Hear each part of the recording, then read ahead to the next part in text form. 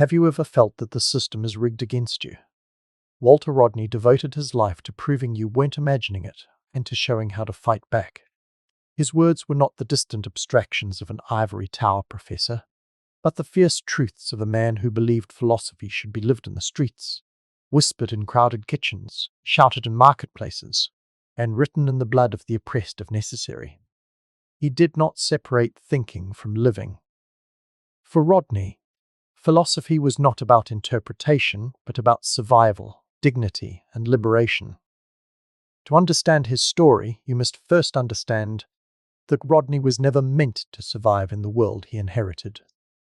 Born in 1942 in what was then British Guiana, he came into a world shaped by colonial control, by plantations that had enslaved Africans for centuries, and by a society where wealth and power flowed only in one direction, upward, away from the people who toiled. Even as a boy, Rodney felt the weight of inequality pressing in around him, not as some vague political condition, but as the daily reality of his community. The docks, the cane fields, the crowded neighborhoods, everywhere he looked, people worked themselves to the bone and had nothing to show for it. That early recognition would fuel his life's mission. And yet, Rodney was not destined to be a rebel from the start. He was brilliant, precocious, able to read and debate from a young age. Teachers noticed his sharp mind, and opportunities opened that most children in his community would never dream of.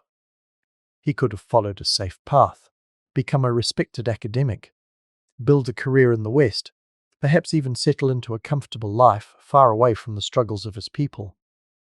But Rodney's genius was married to conscience.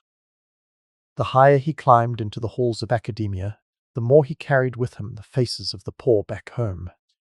The question haunted him: what good is knowledge if it does not free those who are shackled? By his early 20s, Rodney was already recognized internationally as a formidable intellect. He studied in Jamaica, in England, across Africa, and he returned not as a detached scholar, but as a voice for the voiceless. His most famous book, How Europe Underdeveloped Africa, was not a polite academic treatise, but a thunderclap. In clear, forceful prose, Rodney laid bare the machinery of exploitation that had enriched Europe while impoverishing Africa. He stripped away the myths of progress and civilizing missions, showing instead that colonialism was a system designed to drain resources and crush potential. He didn't write to impress professors. He wrote so workers and farmers could see their own story reflected in the pages. And yet, Rodney's philosophy was never only about Africa or only about the past. It was about every place where systems tilt the scales against ordinary people. It was about the sugar worker in Guyana who never tasted the sweetness of his own labor. It was about the Jamaican student caught between poverty and impossible expectations. It was about the Nigerian farmer watching profits vanish into foreign banks. It was about the universal reality of inequality, a reality we still feel today, scrolling headlines about billionaires soaring into space while millions struggle to buy groceries. Rodney would have recognized it instantly. But what made him dangerous was not simply his analysis. It was his commitment to making philosophy accessible. He would hold groundings with the people, informal gatherings where students, workers, and neighbors could talk, learn, and question. He didn't lecture at them, he spoke with them.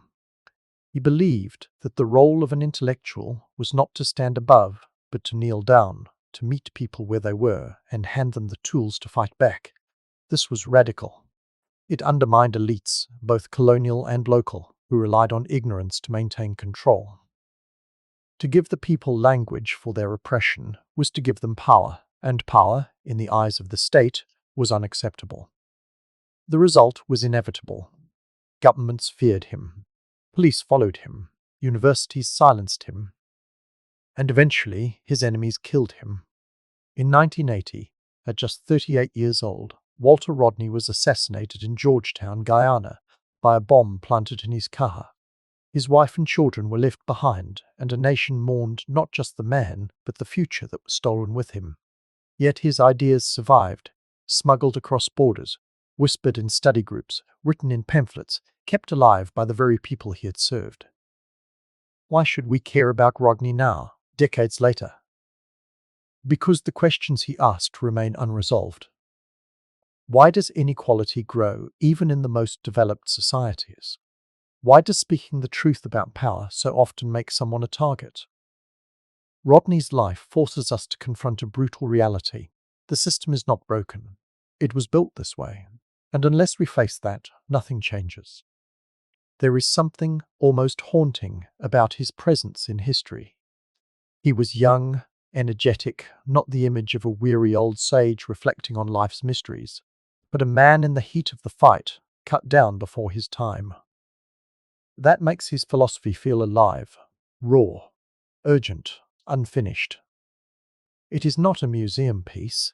It is a call to action, one that still asks of us, what will you do with the truths you cannot unsee? This documentary will walk through Rodney's journey from the colonial world that shaped him to his radical education, to the communities he inspired, and finally to the forces that silenced him. Along the way, we will trace the threads of his philosophy and test them against the crises we face today. For if Rodney's words still burn, it is because the fire he lit has never been extinguished. So, have you ever felt that the system is rigged against you? Walter Rodney's story is not just about proving that suspicion correct. It is about showing that the knowledge of injustice, once revealed, carries with it a responsibility. His life leaves us with a question as urgent now as it was then. If you know the system is rigged, what will you do about it? Walter Rodney's life began in 1942, in the heart of a British colony that had little interest in nurturing the children of the poor. British Guiana, as it was then called, was a society rigidly stratified along lines of race, class, and power. The plantation economy had collapsed in its old form, but left behind deep scars. Sugar still dominated the fields, shipping wealth across the ocean, while those who worked the land remained bound by poverty.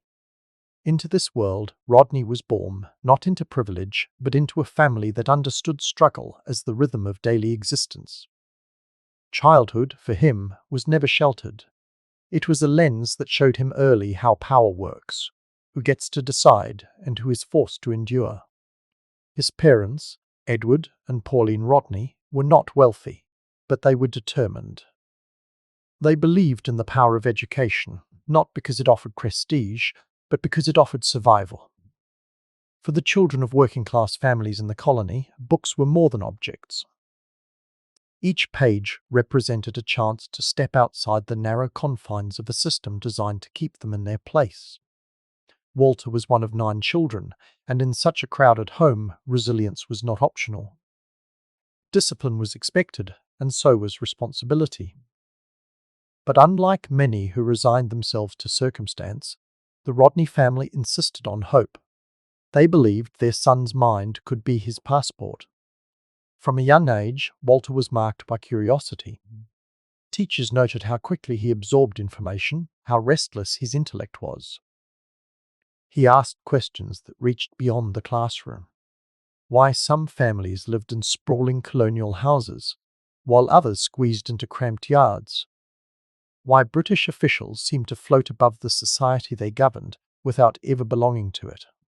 Why hard work never seemed to translate into stability. These were not the idle musings of a child. They were the first flickers of a mind that saw injustice as a puzzle demanding an answer. The colonial education system was not designed to produce critics. It was built to create functionaries, clerks, civil servants, intermediaries who could help keep the machinery of empire running smoothly. Textbooks glorified the British Crown, European explorers, and the so-called civilizing mission. The histories of Africa, the Caribbean, and indigenous peoples were distorted or ignored altogether. Children were meant to internalize that their past was primitive, their present subordinate, and their future only possible through imitation of the West. But for Rodney, these lessons landed differently. Instead of absorbing them as truth, he began to see them as evidence of a deeper manipulation. Even in primary school, he sensed that the story he was being told was incomplete, that the silences in his textbooks were as important as the words on the page. The young boy's environment was a living contradiction. On the one hand, he was celebrated for his intelligence, moving quickly through school, earning opportunities to study at elite institutions. On the other hand, he could never forget the material conditions of his community, the crowded tenements, the limited opportunities, the endless grind of labor that never seemed to lift families out of poverty. He grew up watching neighbors and relatives chase wages that barely sustained them, while British administrators maintained comfortable lives insulated from hardship. That dual reality, one foot in the possibility of education, the other in the immovable weight of inequality, formed the soil in which his later philosophy took root. Childhood in Georgetown was also shaped by culture and resilience. The Rodney household, like many others, was alive with music, stories, and traditions that carried the echoes of African heritage. Even as colonial authority tried to impose its narratives, local communities sustained their own. Festivals, religious gatherings, neighborhood solidarity. These gave Rodney a sense that identity could never be fully erased, that beneath oppression there was always continuity. It is no accident that as an adult he would insist on the dignity of African history, on reclaiming narratives of strength and survival. Those convictions were seeded in the rhythms of his earliest years. Teachers became crucial figures in Rodney's life, though not always in the ways they intended. Some saw in him a shining example of what colonial education could achieve, a boy who might rise above his station and embody the system's promise of mobility. But Rodney absorbed a different lesson, that education could open doors not because empire was benevolent, but because knowledge itself could be weaponized. His brilliance became not a symbol of assimilation, but a tool for resistance. He excelled in debate, analysis, and writing, building the intellectual discipline that would later define his works. It is worth pausing to consider how rare this path was. Many children in his community never had the chance to complete basic schooling. Illnesses and poor infrastructure cut lives short. The colonial system was not designed for their flourishing. Rodney's ability to advance was not merely the result of his intelligence, but of the family that refused to accept resignation, of teachers who recognized his potential, and of his own relentless will. In this sense, his childhood embodied both the limitations and the possibilities of colonial societies. He was exceptional, but he was also deeply aware that most around him were denied the same opportunities. That awareness sharpened rather than dulled his commitment to justice. One striking feature of Rodney's early years is how quickly he developed an international imagination. British Guiana may have been geographically small, but Rodney's mind was not confined to its borders. Through books, through radio broadcasts, through conversations with older mentors, he began to connect the struggles of his community to those of others across the globe. He understood that colonialism was not just a local reality, but a worldwide system. He would later articulate this with clarity in his writings. But its first seeds were planted when he was still a boy in Georgetown, hearing whispers of African independence movements, watching the rise of labor unions in the Caribbean, and sensing that change was possible. Childhood, then, was not for Rodney a time of innocence, but of awakening. He did not emerge as a philosopher by accident or by sudden revelation in adulthood. The outlines of his worldview were visible early. A suspicion of official narratives, a solidarity with the working class, a hunger for knowledge that could not be separated from justice.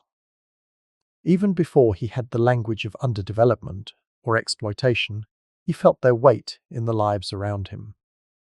This foundation matters because it shaped not just what Rodney thought, but how he thought. He never approached philosophy as a purely intellectual game. He approached it as someone who had watched his own family and neighbors live within structures of inequality, as someone who knew that ideas only mattered if they touched the ground.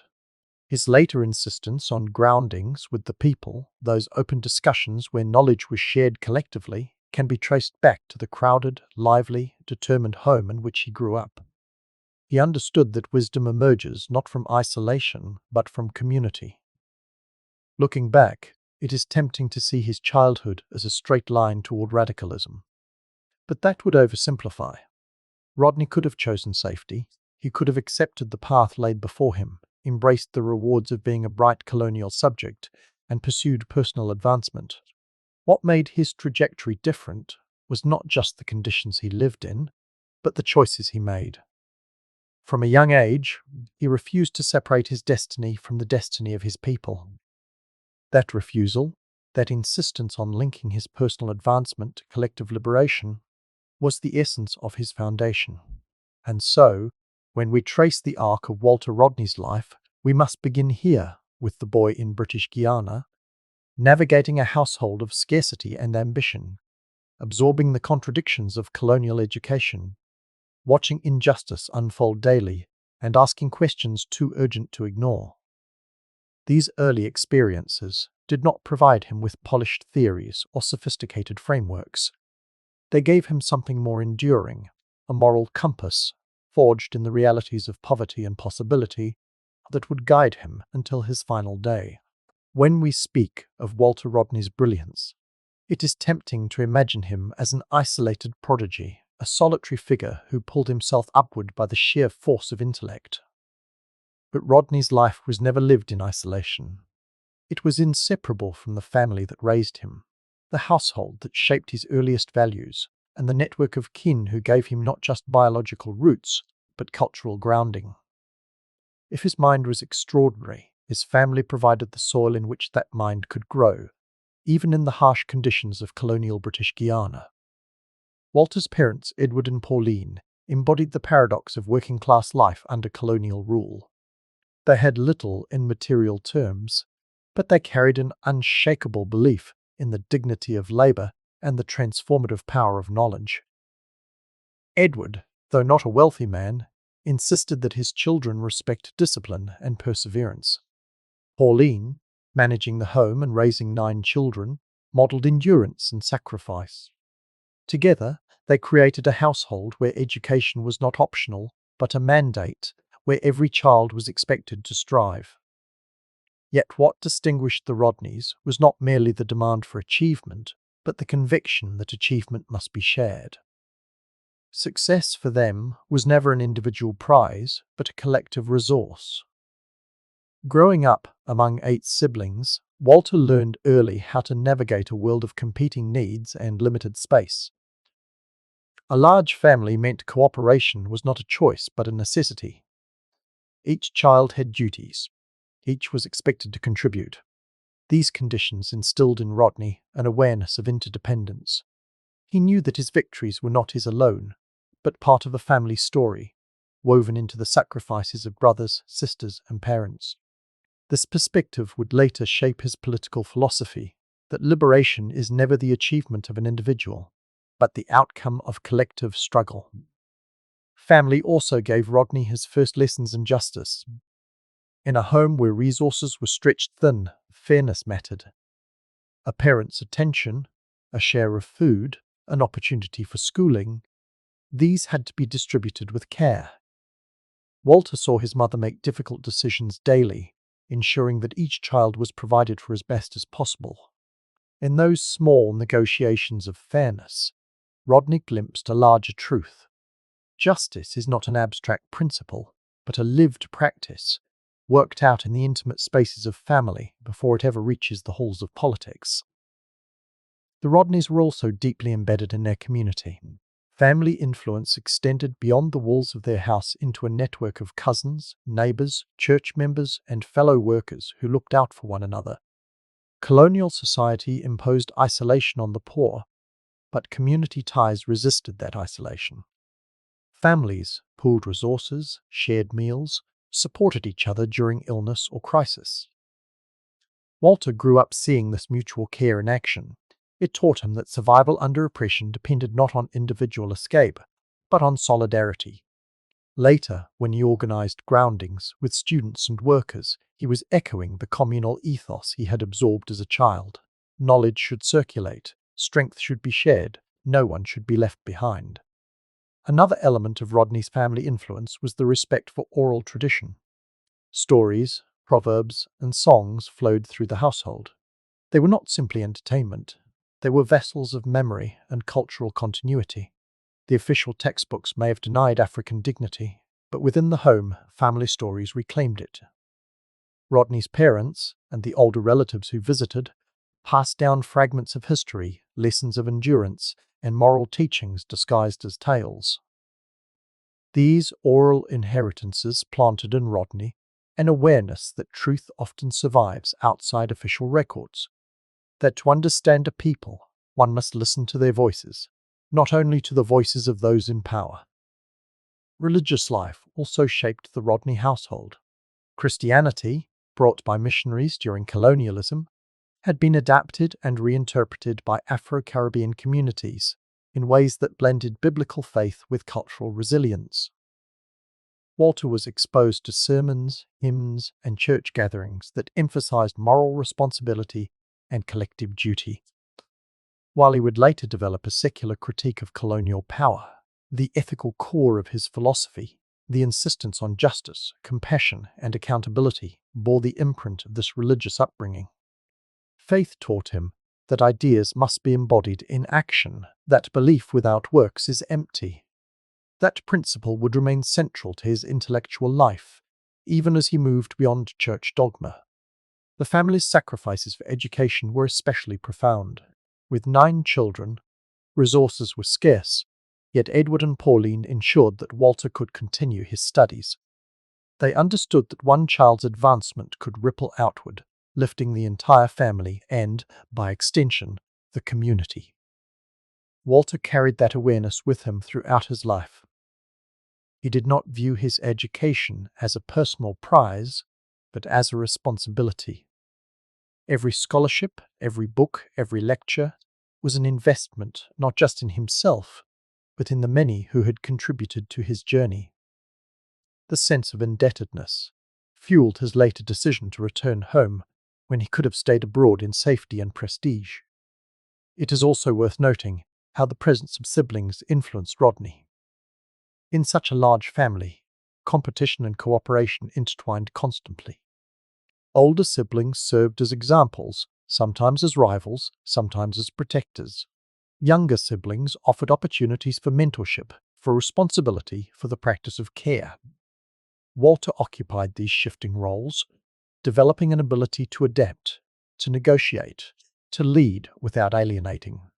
These skills, honed in the microcosm of family life, became invaluable when he later organized diverse groups of students, workers, and activists. Family influence was not only nurturing, it was also demanding. Rodney grew up with expectations pressing upon him, expectations to excel, to represent, to honor the sacrifices being made on his behalf. These pressures shaped his sense of duty. While some might have sought escape from such demands, Rodney embraced them. He saw that his family's faith in him was not a burden, but a gift. It gave him a clarity of purpose. His achievements had to mean something beyond himself. That sense of responsibility became a defining feature of his public life. The presence of extended kin, too, expanded Rodney's world. Aunts, uncles, and cousins provided additional perspectives. Stories of migration, struggles for work, brushes with injustice. These conversations revealed to Rodney that his family's hardships were not isolated, but part of a larger pattern. Poverty was not the result of laziness or misfortune, as colonial ideology often suggested. It was systemic. The Rodneys, like countless other families, labored diligently yet remained trapped in cycles designed to enrich others. This recognition deepened Rodney's suspicion of official narratives and strengthened his commitment to uncovering the truth. In the quiet persistence of his family, Rodney found a model of resilience. His parents did not wield political power, nor did they lead social movements, but in their daily acts of care, in their refusal to surrender to despair, they embodied the principles Rodney would later champion. They showed him that dignity could be preserved even in deprivation, that hope could be sustained even under oppression. Their influence ensured that when Rodney began to articulate his philosophy of liberation, it was not abstract, but grounded in lived experience, the experience of people like his own family. Looking back on Rodney's trajectory, it is clear that his family gave him more than support. They gave him a worldview. They taught him that justice begins at home, that solidarity is not an idea but a practice, that knowledge carries responsibility, and that survival requires community. These lessons were not delivered in lectures, but absorbed in daily life, in meals shared, chores divided, prayers spoken, and stories told. Without them, Rodney might still have been brilliant. Walter Rodney's early education unfolded in a setting designed to reinforce empire, yet he managed to transform it into the beginning of his resistance. To understand how, we need to picture the colonial classroom of 1940s and 1950s British Guiana. These were not spaces that encouraged curiosity or celebrated local identity. Instead, they were crafted to instill obedience, to cultivate clerks, and to produce a generation of young people who would internalize Britain's supremacy as if it were natural law. Maps on the walls showed the vast pink swathes of the British Empire, as if a child in Georgetown should feel proud of lands and rulers who had no interest in his freedom. Textbooks praised the monarchy, glorified European explorers, and told stories of civilization that erased the dignity of Africa and the Caribbean. In this system, education was never neutral. It was a tool of control. Rodney, however, absorbed this environment differently. His sharpness as a student meant that teachers could not easily dismiss him as just another child to be processed. He excelled quickly, mastering the material and rising to the top of his classes. But excellence in this context carried an irony. The system intended that bright colonial students would become examples of how empire supposedly offered opportunity, living proof of Britain's civilizing mission. Rodney, though, used this access for a different purpose. From an early age, he began to notice what was missing in the lessons. Where were the stories of African kingdoms? Where were the accounts of slave resistance, of independence movements, of local heroes? These absences mattered as much as the content itself, and he quietly started to read between the lines. One of the striking features of Rodney's early education was the tension between reward and suspicion. On one hand, his teachers praised him.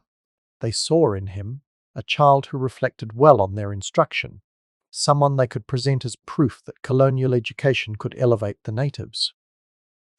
On the other hand, his questions and his restless mind hinted at a challenge to the very order they served. Even before he had the vocabulary of anti-colonial theory, he sensed the dissonance, that he was being groomed to admire a system that actively suppressed his people's history.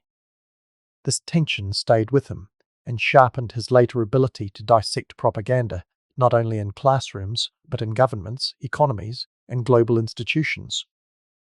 Education was not confined to formal schooling. The Rodney household, as discussed earlier, was alive with oral traditions, stories, and a commitment to intellectual growth. Walter's parents ensured he had books, encouraged his reading, and nurtured his natural brilliance. It was within this dual structure, the official classroom and the unofficial home school of stories and resistance, that his mind developed. At school, he learned the mechanics of language, logic, and debate.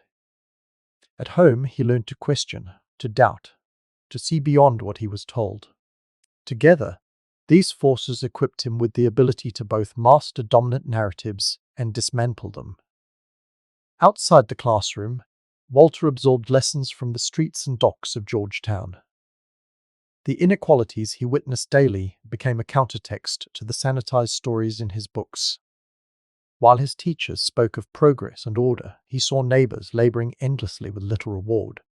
He saw families squeezed into small homes. He saw workers treated as disposable. These observations anchored his education in reality. Philosophy, for Rodney, could never be divorced from the lived conditions of the people around him. Even as a boy, he was already collecting the data of injustice, not from charts or reports, but from the lives he watched unfold around him. His natural gift for debate and articulation became visible early. Teachers noted that he was not content to memorize, but insisted on explaining, on connecting ideas. He could take a lesson about history or literature and push it further, asking why events happened the way they did, or what the hidden consequences were. This ability to probe beyond surface explanations would later define his major works, where he took accepted accounts of African history and peeled them back to reveal the exploitation beneath. But in childhood, it marked him simply as precocious, a boy whose intellect outpaced the narrow channels prepared for him. Rodney's education also carried him beyond the confines of British Guiana. His academic performance was so exceptional that he won scholarships, allowing him to pursue studies at elite schools. Each new institution opened the world wider for him, but it also reinforced the contradictions he already sensed. In Jamaica, for instance, where he would later study and teach, he saw both the vibrancy of black cultural life and the ongoing shadow of colonial control. In England, he walked the streets of the empire's capital, absorbing both its intellectual wealth and its blind arrogance. These experiences would come later, but their seeds were planted in his earliest successes as a student. Education, in other words, was his ladder, but he never mistook the ladder for liberation itself. It is easy to imagine how another child in Rodney's position might have chosen assimilation. He could have used his intellect solely for personal advancement, embracing the opportunities handed to him while leaving behind the struggles of his community. The colonial system counted on this outcome. It thrived when its brightest children identified with empire rather than with their own people. But Rodney's early education did the opposite. It deepened his sense of obligation. The more he learned, the more he recognized how much was hidden, how much was distorted, and how much had to be reclaimed. Knowledge for him became a form of responsibility. This responsibility shaped the way he interacted with peers. Rodney was not the kind of student who guarded his insights jealously. Even as a boy, he shared what he learned, helped others with their lessons, and explained concepts in ways they could grasp. This generosity of intellect was the beginning of what would later become his famous groundings with the people. He was practicing, even in childhood, the belief that knowledge must circulate, that its purpose is not to elevate one individual, but to empower many. The context of the 1940s and 1950s added urgency to his education. Across the Caribbean and Africa, independence movements were beginning to stir. Newspapers carried stories of strikes, protests, and leaders demanding freedom. Rodney absorbed these currents, often indirectly, as background noise to his schooling. But they left an impression. Education, in that moment, was not only a personal path, but part of a larger political awakening spreading across colonies. The classroom could no longer contain the questions being asked in the streets. For Rodney, this meant that his learning always had two dimensions, the official and the unofficial, the sanctioned and the suppressed. As he matured, his education prepared him not only with skills but with contradictions. He would later spend his life unraveling. He learned the tools of Western philosophy, economics, and history, but he also learned their silences. He mastered the language of empire, but used it to indict the empire itself. He benefited from opportunities that many in his community never had. Yet he refused to let those opportunities distance him from their realities. These contradictions would become the foundation of his intellectual awakening, the recognition that education must serve liberation, not assimilation. By the time Rodney left the institutions of his early education, he was not just a promising student.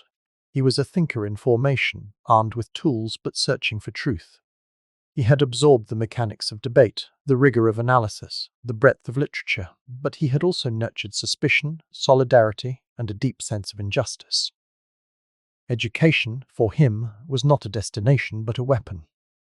He would carry that weapon forward, sharpening it in universities abroad, and eventually bringing it back to the communities that needed it most. What makes Rodney's early education remarkable is not that he succeeded within the system. Many bright students did that. What made him different was that he refused to be contained by it. He took the very tools meant to secure the empire's legitimacy and turned them into instruments of critique. He did not emerge from the classroom as a loyal servant of colonial order. He emerged as one of its fiercest challengers. That transformation began in the rows of wooden desks, under the watchful eyes of teachers, amid textbooks that celebrated conquest. It began when a boy realized that the most important lessons were the ones he was not being taught. Walter Rodney's intellectual journey did not begin in the library stacks of great universities or in the polished halls of European academia. It began, instead, with small moments of doubt and recognition during his youth. Questions that refused to be silenced. Questions that turned ordinary experiences into lessons about injustice. By the time he reached adolescence, Rodney was already shaping an inner dialogue that would eventually crystallize into his mature philosophy. These were not yet formal theories, but raw confrontations with the world as it was presented to him. The first stirrings of these questions arose from the contradictions of colonial education itself. As we have seen, Rodney excelled in school, mastering lessons designed to glorify empire. Yet mastery did not mean acceptance. When a textbook praised Britain for civilizing its colonies, Rodney noticed the dissonance between those words and the poverty that surrounded him in Georgetown. Why should a society so thoroughly governed by the supposedly advanced British Crown remain locked in deprivation? Why did Britain's triumphal histories omit the suffering of African slaves, the resistance of indigenous peoples, the dignity of local traditions? These gaps in the narrative created an itch of doubt. Even before he could fully articulate it, Rodney was asking, whose truth is this? Who benefits from the stories we are told? These early questions deepened as Rodney grew more aware of his family's sacrifices.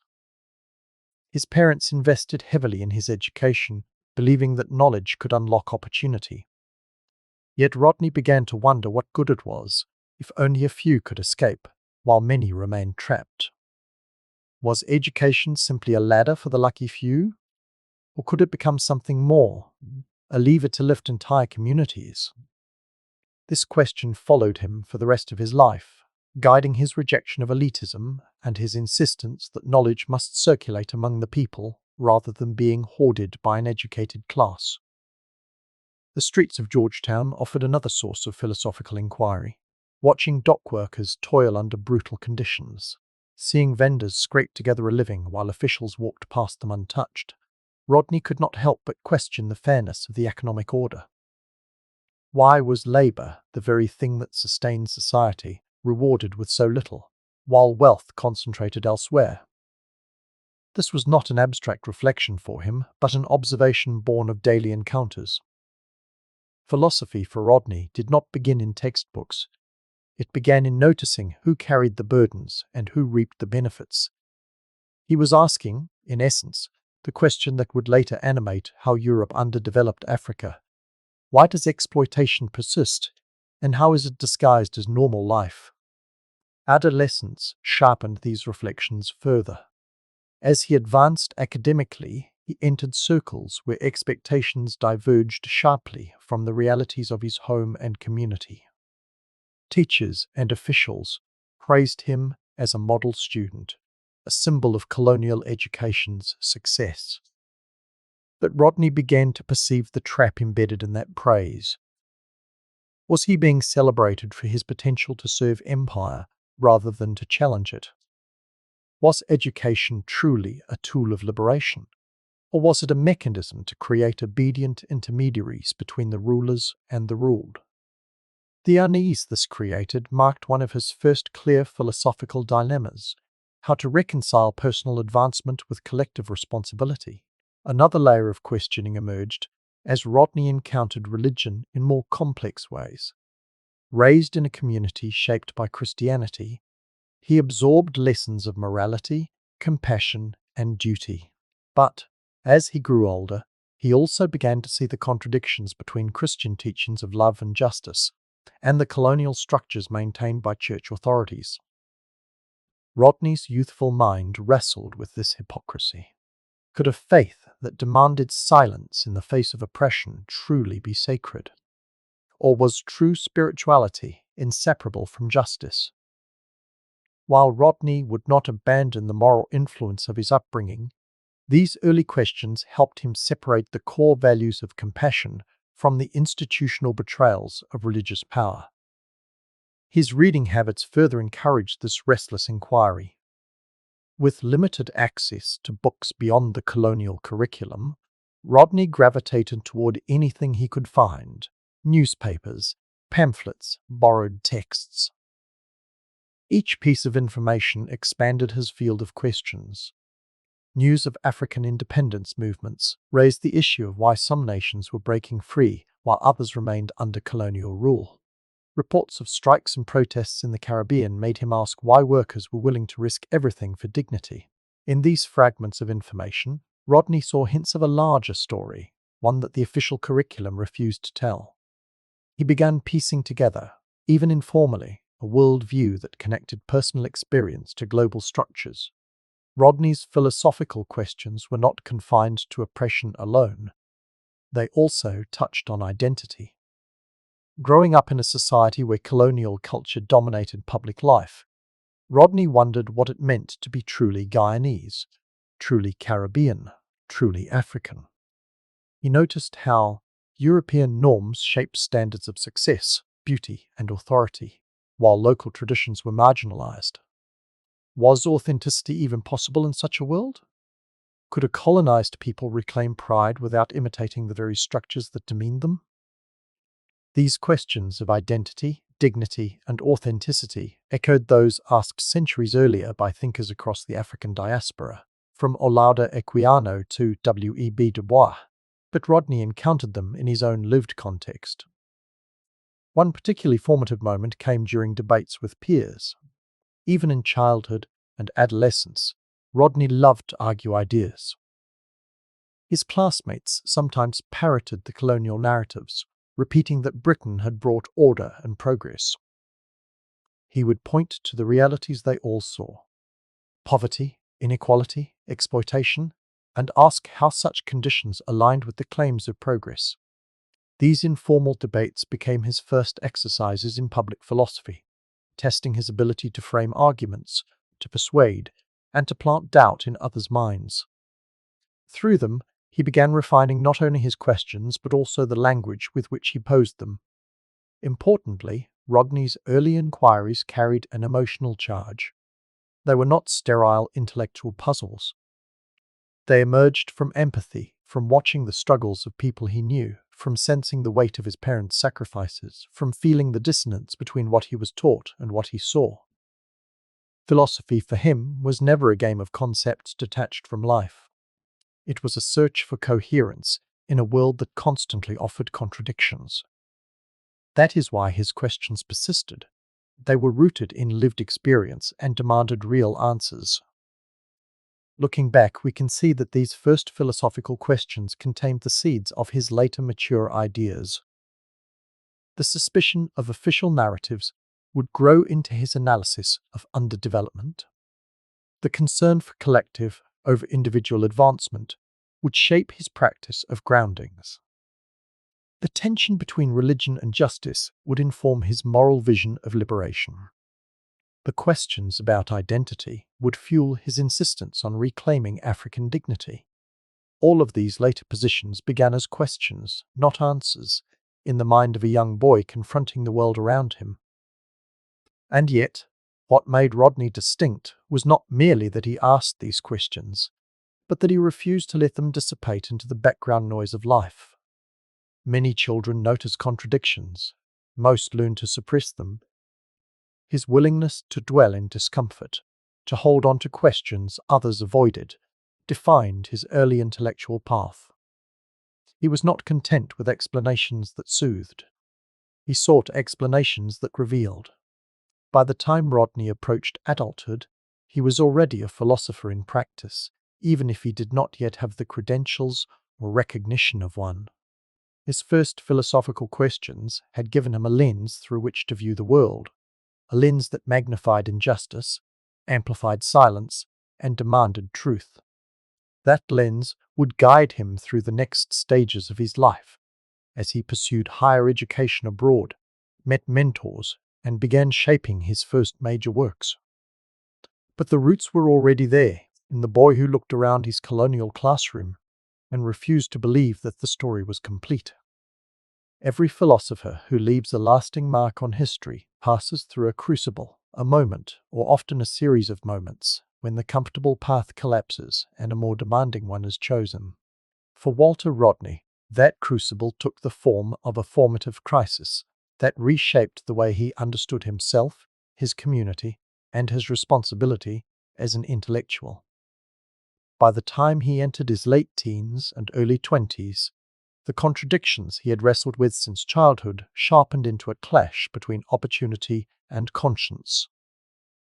Rodney's brilliance as a student had carried him farther than most in his community could ever imagine. Scholarships opened doors, and institutions that had long been the preserve of the privileged suddenly welcomed him, if only reluctantly. For a young man from working-class Georgetown, the chance to study at some of the Caribbean's and Britain's most respected universities could have been the fulfillment of his family's hopes. Here was a path that promised security, prestige, perhaps even comfort. Yet this ascent brought with it a deeper unease. Rodney could not escape the awareness that the very system enabling his rise was the same system that left most of his people in chains of poverty. The crisis, then, was one of conscience. Could he embrace personal success while leaving his community behind? This crisis deepened as he encountered the realities of empire from the inside. Studying in London, Rodney walked the streets of the imperial capital. Here was the centre of power that had dominated his homeland, the hub of wealth that had drained resources from the Caribbean and Africa for centuries. London dazzled with libraries, universities, and museums, but it also reeked of arrogance. Rodney noticed how colonial subjects were treated, as curiosities, as second-class presences, tolerated, but never truly welcomed. For a young scholar who had grown up being told that British civilization represented the pinnacle of human achievement, the encounter was sobering. He began to ask himself, what does it mean to study at the heart of empire when your own people remain its victims? In England, Rodney also faced racism more directly. The polite veneers of academia could not hide the prejudice that simmered beneath. Professors who praised his intellect often did so with surprise, as though brilliance in a black student was an anomaly. Peers who admired his arguments sometimes still treated him as an outsider. These experiences were not merely personal slights. They forced Rodney to grapple with the reality that education did not dissolve racism. Knowledge alone would not dismantle the structures of exploitation. This recognition marked a turning point. The young scholar realized that his path could not be one of assimilation into the elite. It had to be one of confrontation with the very structures he was being trained to navigate. A parallel crisis unfolded when Rodney returned to the Caribbean. By then, independence movements were stirring across the region. Jamaica, Trinidad, and Guyana were hotbeds of political activity, with labor unions, student movements, and activists demanding freedom and dignity. Rodney, equipped with the tools of scholarship, found himself caught between two worlds, the rarefied air of academia and the restless energy of the streets. He was respected in classrooms, yet he was pulled toward the ordinary people who gathered outside those walls, workers, vendors, farmers, students who longed for clarity about their struggles. The crisis was no longer just intellectual, but existential. Was his role to remain a scholar interpreting events, or to become a participant in the struggle itself? The answer revealed itself in Jamaica during the late 1960s. Teaching at the University of the West Indies, Rodney began holding informal sessions with students and community members. He called them groundings. Rodney would sit on the floor with ordinary people, listen to their stories, and connect them to the larger structures of history and economics. He demystified complex theories, translating them into everyday language. The crisis of identity, scholar or activist, resolved itself here. He became both, rejecting the false separation between intellectual life and political struggle. But this embrace of activism triggered consequences. Governments grew wary of him. In 1968, after traveling to conferences in Cuba and Canada, Rodney was barred from re-entering Jamaica. The government, fearful of his influence on students and workers, declared him persona non grata. This act of repression sparked protests known as the Rodney Riots, in which students and citizens clashed with police. The riots shook Jamaica, exposing the fragility of its post-colonial order. For Rodney, the episode confirmed what his formative crisis had been pointing toward. Knowledge was dangerous when it empowered the oppressed. His exile was proof that speaking truth could shake governments. The experience of being banned was both devastating and clarifying. On one hand, it threatened his career, separated him from colleagues, and cast him as a political target. On the other hand, it affirmed that he had chosen the right path. This was the essence of his crisis, the recognition that to be true to his conscience, he would have to accept the costs of dissent. Safety, prestige, and stability would forever remain beyond reach. He would live under the shadow of surveillance, censorship, and eventually assassination. And yet, he chose that path knowingly. The formative crisis also carried a personal dimension. Rodney was a husband and father, and the risks he took endangered not only himself, but his family. The decision to continue speaking out, even when it meant threats and exile, was not made lightly. It reflected his deep conviction that the struggle for justice outweighed individual comfort. His family's sacrifices mirrored those of his parents, who had once poured their limited resources into his education. Now, he poured his gifts back into a broader family, the Caribbean and African diaspora. The crisis was not resolved by choosing self over others, but by expanding the very definition of family to include all those oppressed by systemic exploitation. What makes Rodney's formative crisis distinctive is that it was not a single dramatic event, but a series of layered confrontations. It was the dissonance between his family's sacrifices and the broader poverty around him. It was the encounter with racism in London. It was the recognition of colonial narrative silences. It was the pull between academia and activism. And it was the government's attempt to silence him in Jamaica. The crisis did not destroy him. It refined him. It transformed his early questions into commitments, his brilliance into weaponry, his education into resistance. By the time Rodney returned to Guyana in the 1970s, the formative crisis had completed its work. He was no longer just a gifted young scholar, but a man who had chosen his side.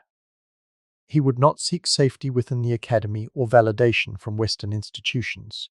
He would plant himself firmly among the people, even when it meant exile, imprisonment, or death.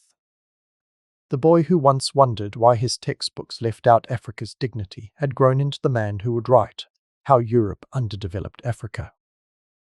The adolescent who noticed that education separated the few from the many had become the teacher who broke down barriers between scholar and worker. The young student who wrestled with the hypocrisy of religion had become the adult who insisted on justice as the highest moral calling. This was the crucible of Walter Rodney's life.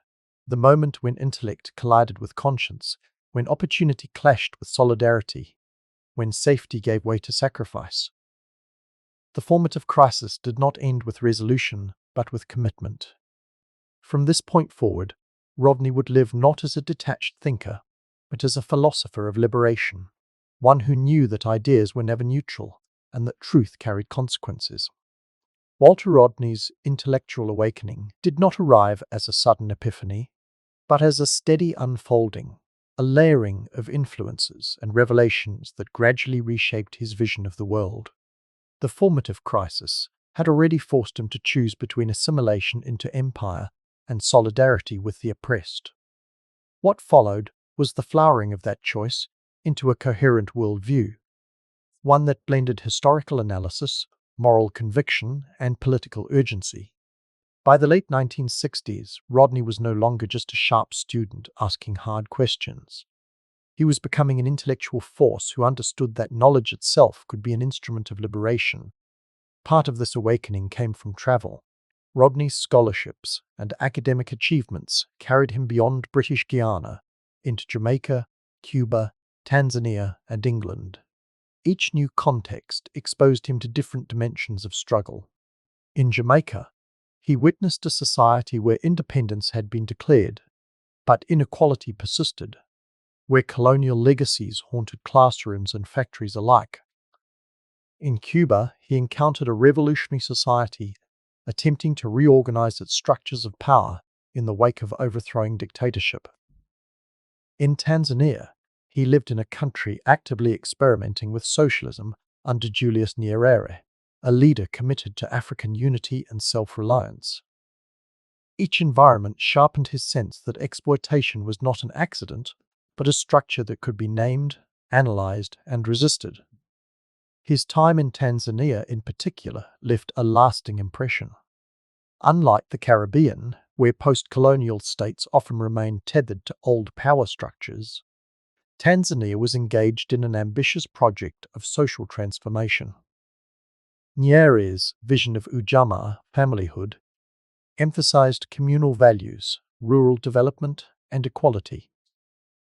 Rodney observed these efforts with both admiration and critical awareness.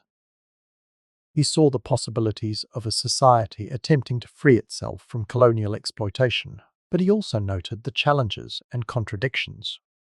This dual perspective became a hallmark of his intellectual awakening. He celebrated movements for liberation while never romanticizing them. His loyalty was always to the truth and to the people, not to ideology for its own sake. Another key dimension of Rodney's awakening was his encounter with the writings of thinkers across the African diaspora. Figures such as Frantz Fanon, W.E.B. Du Bois, C.L.R. James, and Eric Williams provided intellectual frameworks that resonated with his own observations. Fanon, in particular, offered insights into the psychological dimensions of colonialism, showing how oppression was not only economic but also deeply internalized. Du Bois's notion of the color line as the central problem of the 20th century echoed in Rodney's recognition of systemic racism within empire. James and Williams highlighted the Caribbean's revolutionary history, proving that resistance had long been part of the region's fabric. Rodney absorbed these influences, but did not simply echo them.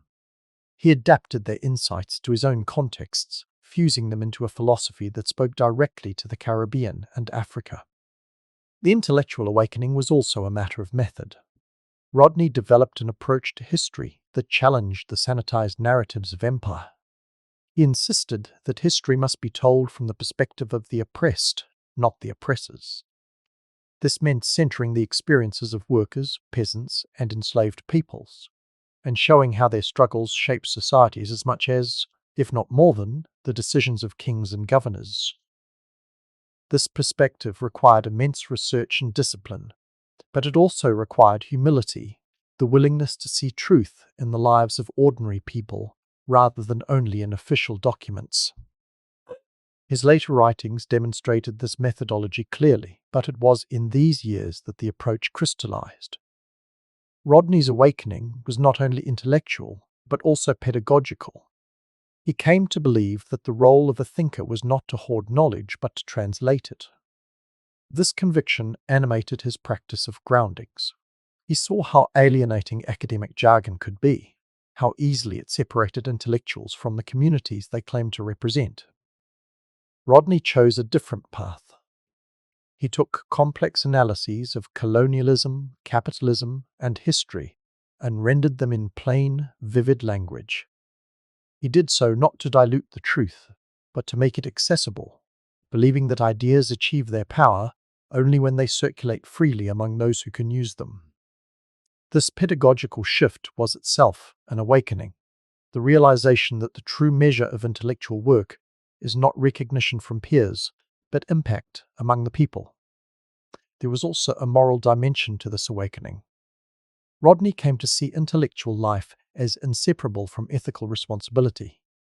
To know was to act, to understand injustice but remain silent was a betrayal. This moral framework distinguished him from many contemporaries who chose careers of comfort within universities. For Rodney, the university could be a site of critical thought, but it could never be the final destination. The ultimate horizon of knowledge was always praxis, the application of ideas in the service of justice. This conviction hardened during his clashes with governments in Jamaica and Guyana, when his teaching and activism brought him under surveillance and threat. Each attempt to silence him only clarified his belief that truth must be spoken, even when it costs. The intellectual awakening also deepened Rodney's sense of time. He came to view history not as a linear progression, but as a struggle of forces, cycles of exploitation and resistance repeating across generations. This perspective prevented him from succumbing to the optimism that independence alone would guarantee freedom. He saw that new elites could easily reproduce the same systems of domination once held by colonial rulers. His warning was stark: unless the structures of exploitation were dismantled, political independence would be hollow. This insight placed him at odds with some nationalist leaders who sought to consolidate power while ignoring the material needs of the people. But it also positioned him as one of the most honest voices of his era. What makes Rodney's intellectual awakening remarkable is its integration of the global and the local. He could speak with authority about the economic structures of imperialism, citing data and history, while also grounding his analysis in the lived experiences of workers and farmers. He could debate abstract theory with scholars, while also kneeling on the ground in Kingston, explaining history to young men in plain speech. This synthesis of global analysis and local connection, of theory and practice, was the heart of his awakening. He insisted on being both. The cost of this awakening was isolation from certain circles of privilege. Rodney could have pursued a purely academic career, earning accolades in Europe or North America. But his refusal to separate knowledge from struggle made him a target. Governments accused him of inciting unrest, universities distanced themselves from his politics, and even some colleagues warned that he was sabotaging his own career. Yet Rodney's awakening had clarified his values. A career without integrity was meaningless. He would rather risk obscurity and persecution than betray the people whose lives had given his work meaning. By the time Rodney reached his 30s, his intellectual awakening had fully bloomed. He was no longer simply the bright boy from Georgetown or the gifted student abroad. He had become a philosopher of liberation, a historian of the oppressed, and a teacher whose classroom extended into streets and marketplaces. The questions of his youth had matured into convictions that history must be reclaimed from the powerful, that education must serve the many, that intellectual work without justice is hollow, and that liberation is the responsibility of all who see its necessity. This awakening did not make Rodney complacent. On the contrary, it left him restless, always searching for clearer truths, sharper tools, more effective ways to serve. It was not the end of his journey, but a foundation for the battles still to come. From this point onward, Rodney carried with him the clarity that his life's purpose was inseparable from the liberation of his people. That clarity, born of crisis and nurtured by awakening, would sustain him through the storms of controversy, exile, and danger that lay ahead.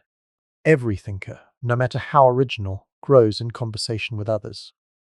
Walter Rodney's intellectual trajectory, though rooted in his own experiences of colonialism and inequality, was shaped profoundly by mentors who sharpened his instincts, challenged his assumptions, and provided models of how scholarship and activism could be intertwined. His awakening, already underway, was given focus and depth by these figures. They did not create Rodney, but they helped refine his path, showing him that brilliance without grounding was fragile, and that truth without discipline risked becoming noise. One of the most important of these influences was Eric Williams, the Trinidadian historian who would later become Prime Minister of his country. Williams's landmark book, Capitalism and Slavery, argued that the profits of the Atlantic slave trade and plantation economy were central to Britain's industrial revolution. For young Rodney, encountering this work was like a revelation. Here was a Caribbean scholar dismantling the myth that slavery had been a backward system mercifully abolished by benevolent Europeans. Instead, Williams proved that it was the engine of modern capitalism, and that its end came only when it ceased to be profitable for Britain. Williams's method, rigorous research wielded to expose the lies of empire, provided Rodney with a model for how history could be written as resistance. It showed him that scholarship could puncture myths not just in academic journals but in the consciousness of the people. Rodney's academic path also brought him into contact with C.L.R. James, the Trinidadian Marxist intellectual whose writings on history, politics, and culture resonated across the diaspora. James's The Black Jacobins, chronicling the Haitian Revolution, revealed how enslaved people themselves had taken destiny into their hands, toppling one of the most powerful empires of the 18th century. For Rodney, James demonstrated that the oppressed were not merely victims, but agents of history. This perspective reinforced Rodney's own observations that workers and peasants shaped the fate of nations far more than elites acknowledged. Moreover, James's blending of Marxism with Caribbean realities provided a template for Rodney's own fusion of global theory with local struggle. In England, Rodney studied under key historians of Africa, some of whom were deeply embedded in Eurocentric perspectives.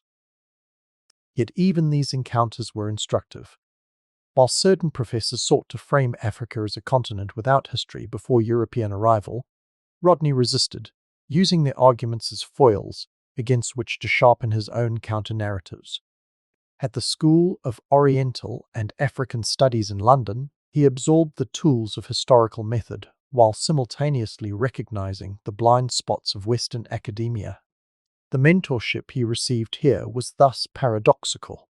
He learned as much from the limits of his teachers as from their instruction. Their unwillingness to center African voices spurred Rodney to do precisely that in his own work.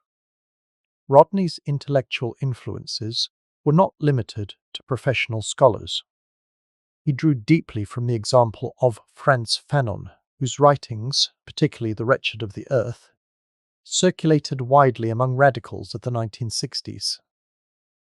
Fanon, a Martinican psychiatrist who joined the Algerian Revolution, articulated the psychological violence of colonialism and the necessity of decolonization through struggle. Although Rodney never studied under Fanon directly, Fanon died in 1961. His ideas functioned as a form of mentorship through text. Fanon showed Rodney that colonialism deformed not only economies but souls, and that liberation was both material and existential. This resonated powerfully with Rodney's own sense of how systemic injustice shaped the lives of the poor in Guyana and beyond. Perhaps the most formative mentors, however, were not famous names, but local figures, teachers, community elders, and grassroots leaders who embodied the link between knowledge and service. In Georgetown, Rodney had been shaped by educators who demanded excellence despite scarce resources.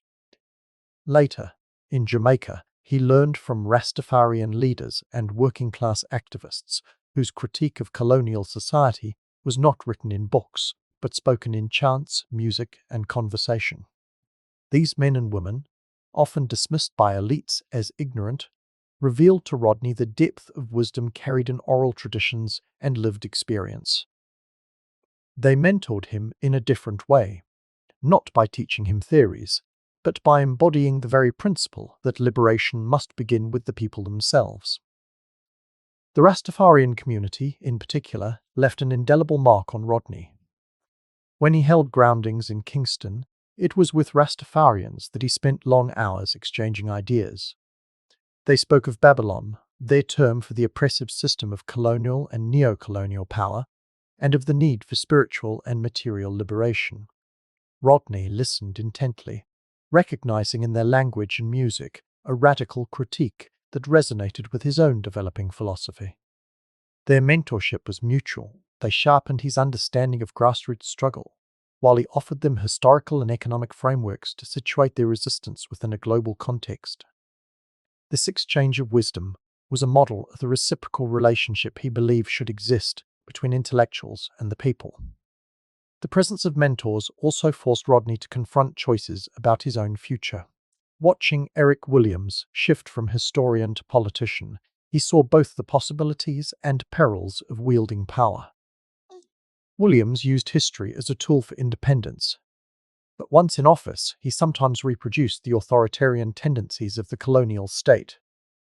From this, Rodney learned that liberation could be co-opted if vigilance was lost.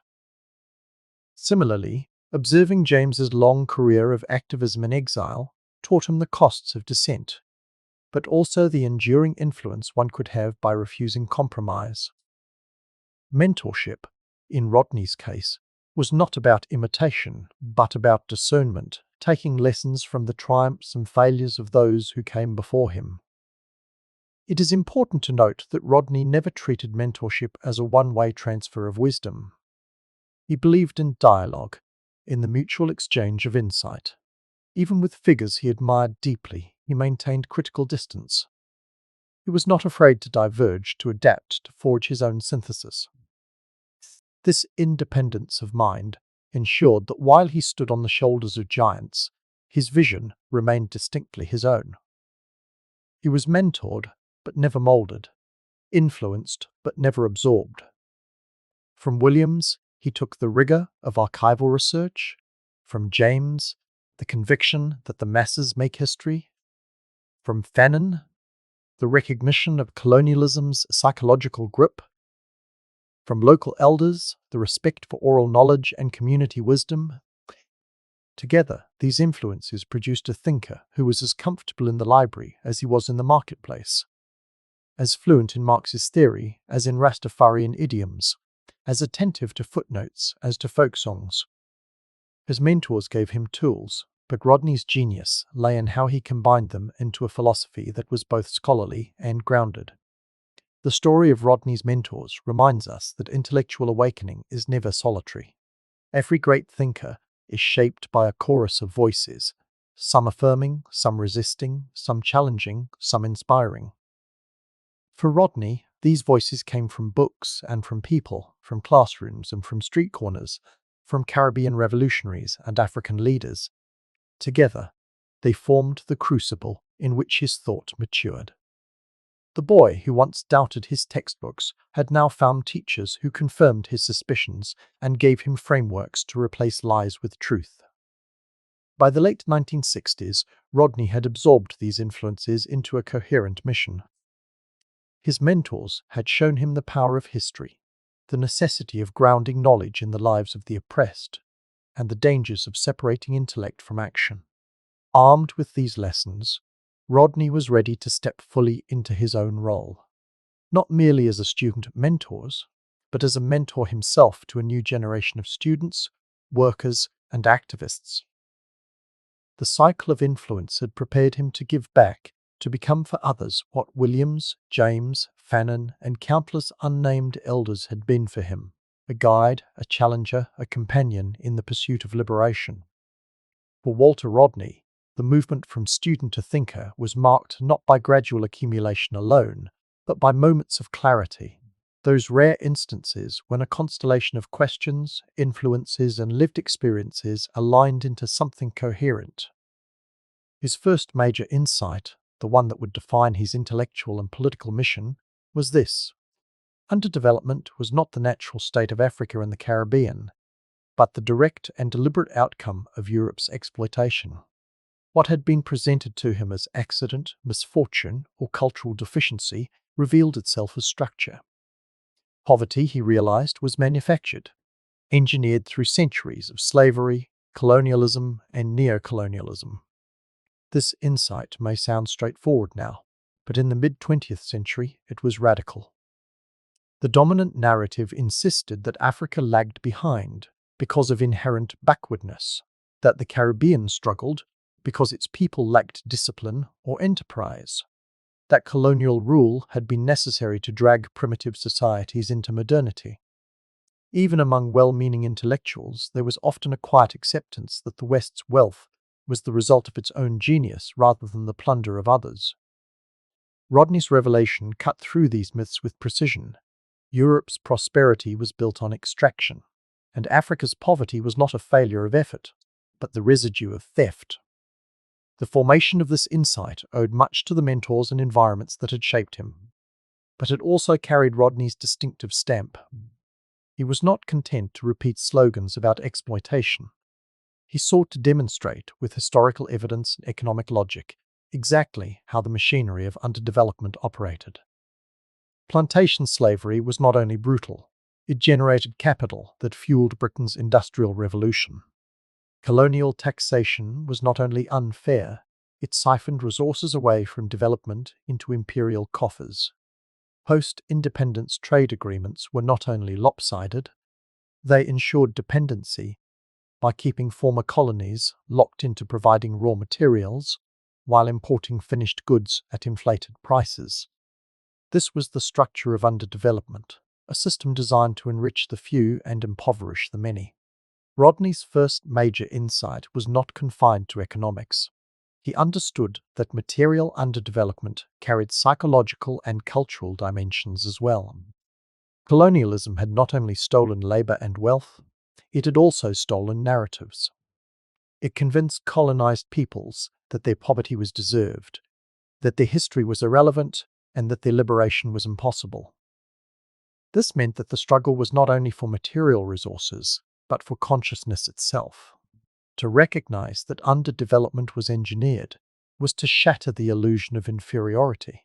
It was to say, we are not poor because of who we are, but because of what has been done to us. That reversal of perspective was profoundly empowering. Rodney's articulation of this insight took shape during his time in Tanzania, where he engaged with African students, leaders, and workers. Living in East Africa, he witnessed firsthand the legacies of colonialism in newly independent nations. Roads, schools, and hospitals were scarce, not because Africans had failed to build them, but because colonial powers had never intended to. Infrastructure had been constructed only where it served extraction, railways to carry minerals to ports, not to connect African communities, plantations to produce export crops, not to feed local populations. These realities gave Rodney's theory flesh and bone. It was not abstract speculation, but an interpretation grounded in lived evidence. The insight crystallized most famously in his book, How Europe Underdeveloped Africa, but its roots stretched earlier. Even in his lectures and groundings before the book's publication, Rodney was already articulating the idea that Europe's development and Africa's underdevelopment were two sides of the same coin. His audiences, workers, students, ordinary citizens responded with recognition. They had felt the weight of exploitation. Rodney gave them the framework to name it. This ability to connect theory with lived experience marked his breakthrough. He was no longer just analyzing history, he was arming people with understanding. What distinguished Rodney's insight from many of his contemporaries was its clarity and accessibility. He resisted the temptation to cloak his analysis in jargon. He spoke plainly, the wealth of Europe was stolen from Africa, and the poverty of Africa was the shadow of that theft. Such clarity was threatening to elites because it dismantled the ideological justifications that sustained their power. Once the people saw exploitation for what it was, they could no longer be told that their condition was natural or inevitable. Consciousness, Rodney believed, was the first step toward liberation. The first major insight also carried a practical imperative. If underdevelopment was not natural, then it could be reversed. But reversal required more than political independence. It demanded structural change. This meant rethinking economies, reclaiming histories, and reorganizing societies on principles of justice rather than exploitation. It was about breaking free of the exploitative relationship altogether. For Rodney personally, the articulation of this insight solidified his role as both scholar and activist. It gave coherence to his teaching, his groundings, and his writings. When governments tried to silence him, it was often because this message cut too deeply into their legitimacy. To acknowledge that poverty was manufactured was to implicate not only colonial powers, but also the post-colonial elites who perpetuated dependency. Rodney's insight threatened not only the distant empire, but the local rulers who inherited its machinery. It is important to recognize the emotional force of this breakthrough as well. Rodney was not an armchair theorist. He cared deeply about the suffering of his people. To discover that their suffering was not the result of inferiority, but of exploitation, was to replace despair with righteous anger. This anger was not destructive, but catalytic. It fueled his tireless energy, his willingness to risk safety, his refusal to remain silent. His first major insight was not only an intellectual achievement, but also a moral awakening, the conviction that truth, once uncovered, demanded action. This insight also connected Rodney to broader struggles across the world.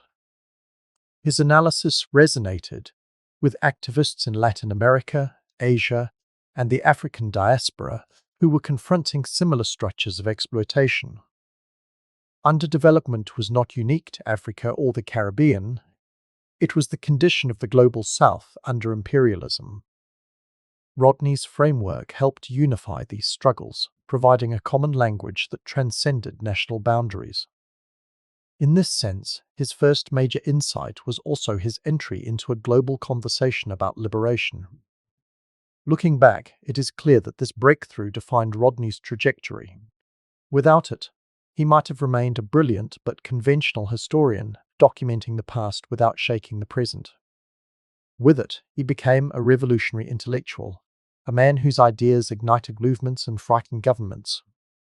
The clarity of this insight, and the passion with which he delivered it, turned Rodney from a student of history into a maker of history. The power of Rodney's first major insight lies in its enduring relevance.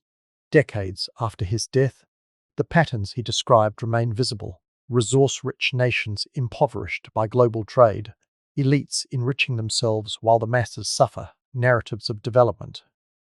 To read Rodney today is to realize that his breakthrough was not merely about the 1970s, but about the persistent structures that shape our own world. His words continue to ask of us, if underdevelopment is manufactured, what are we prepared to do to dismantle it? In the story of Rodney's life, the first major insight was the hinge.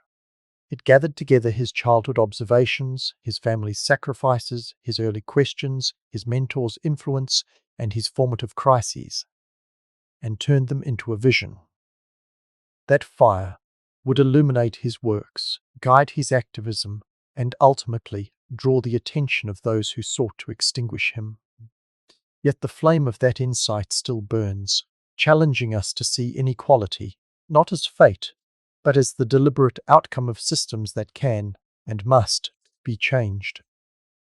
By the time Walter Rodney reached his mid-20s, the force of his first major insight, that underdevelopment was manufactured, not natural, was beginning to pour itself into the written word. He had spoken in classrooms, debated with peers, and shared ideas in groundings, but writing was the tool that allowed his vision to travel beyond his physical presence.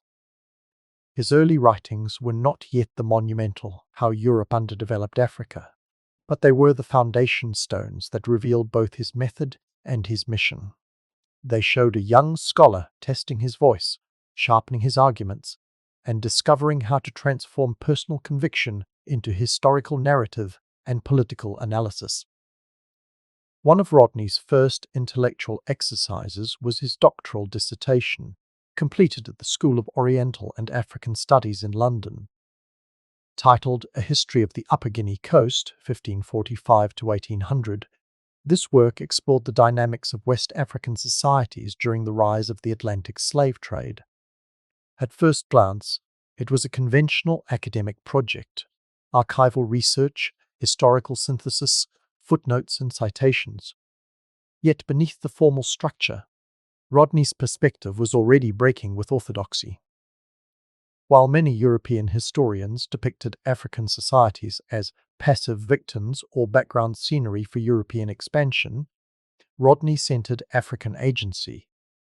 He examined how African rulers, traders, and communities navigated the violent incursions of the slave trade, how their choices were shaped by larger systems, and how exploitation distorted development.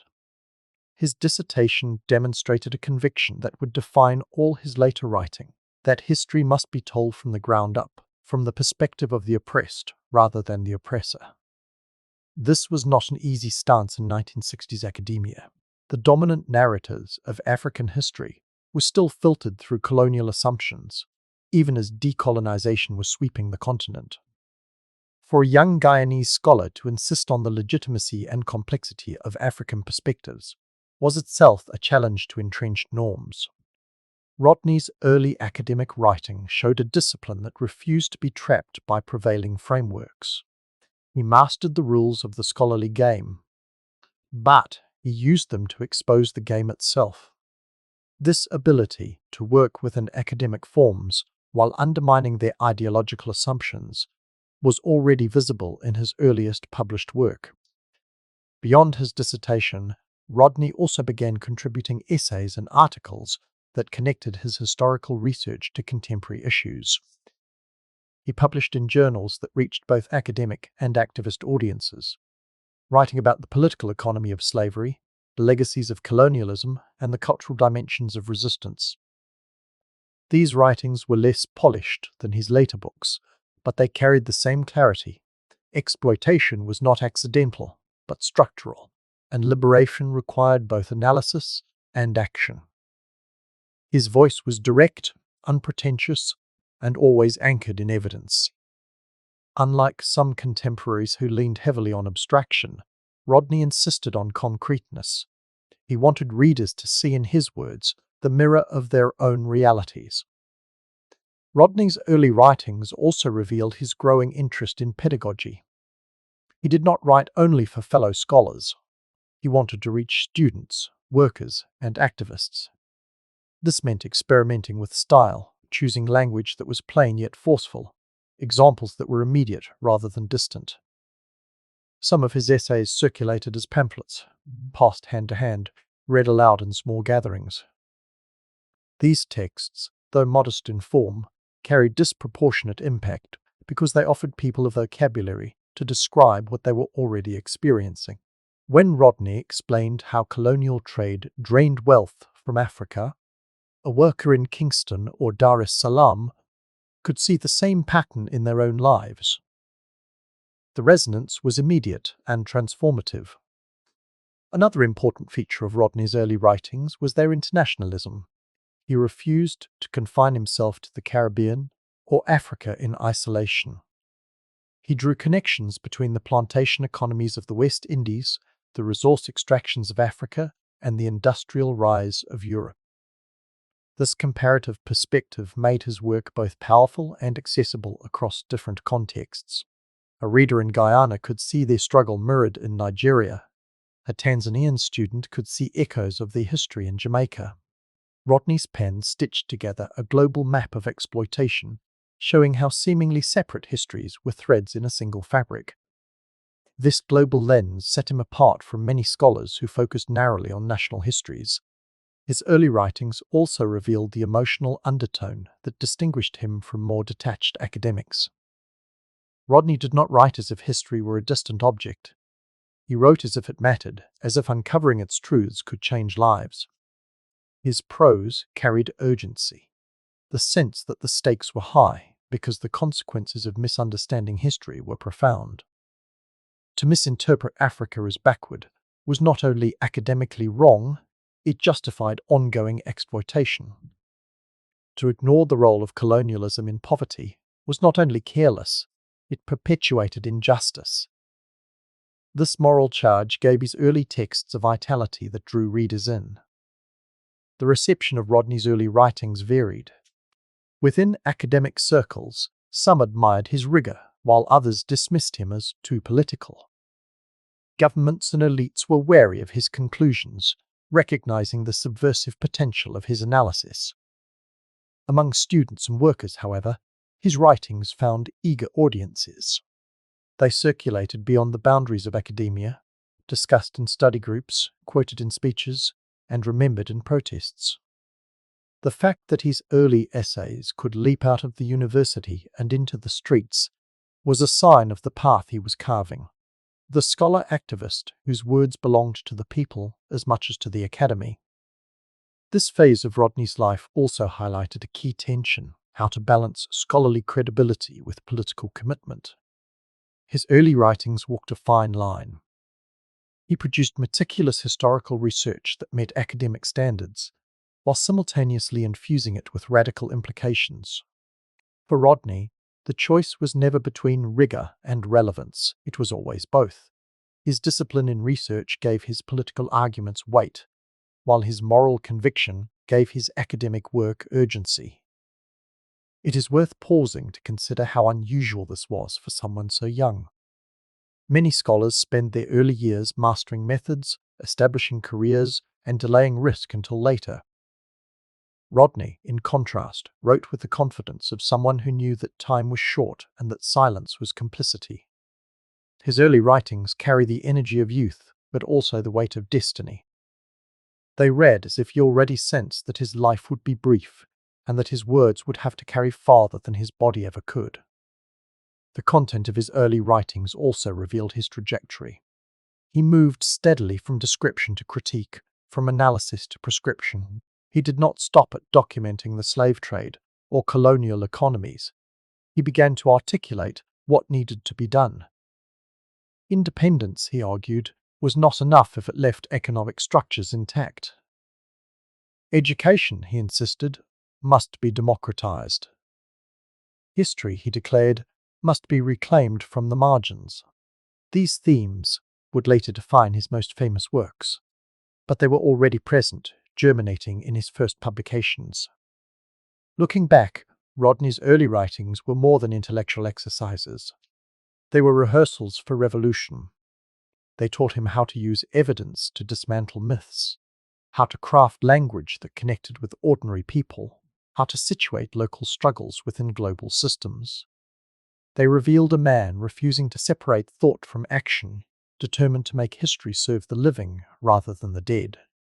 Each essay, each article, each pamphlet was a step toward the larger project that would one day make him one of the most influential voices of his generation.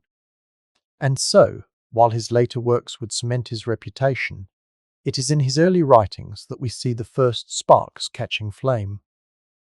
The boy who once asked why his textbooks left out Africa's dignity had become the young scholar writing new ones, giving voice to the silenced and clarity to the confused.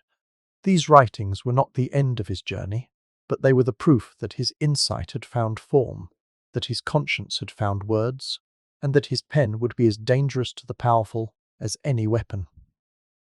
Walter Rodney's life cannot be understood solely through his ideas, writings, or public struggles. Behind the firebrand thinker and revolutionary was a man deeply shaped by the relationships that bound him: family, friendships, marriage, and the quiet intimacies that gave his life both grounding and vulnerability.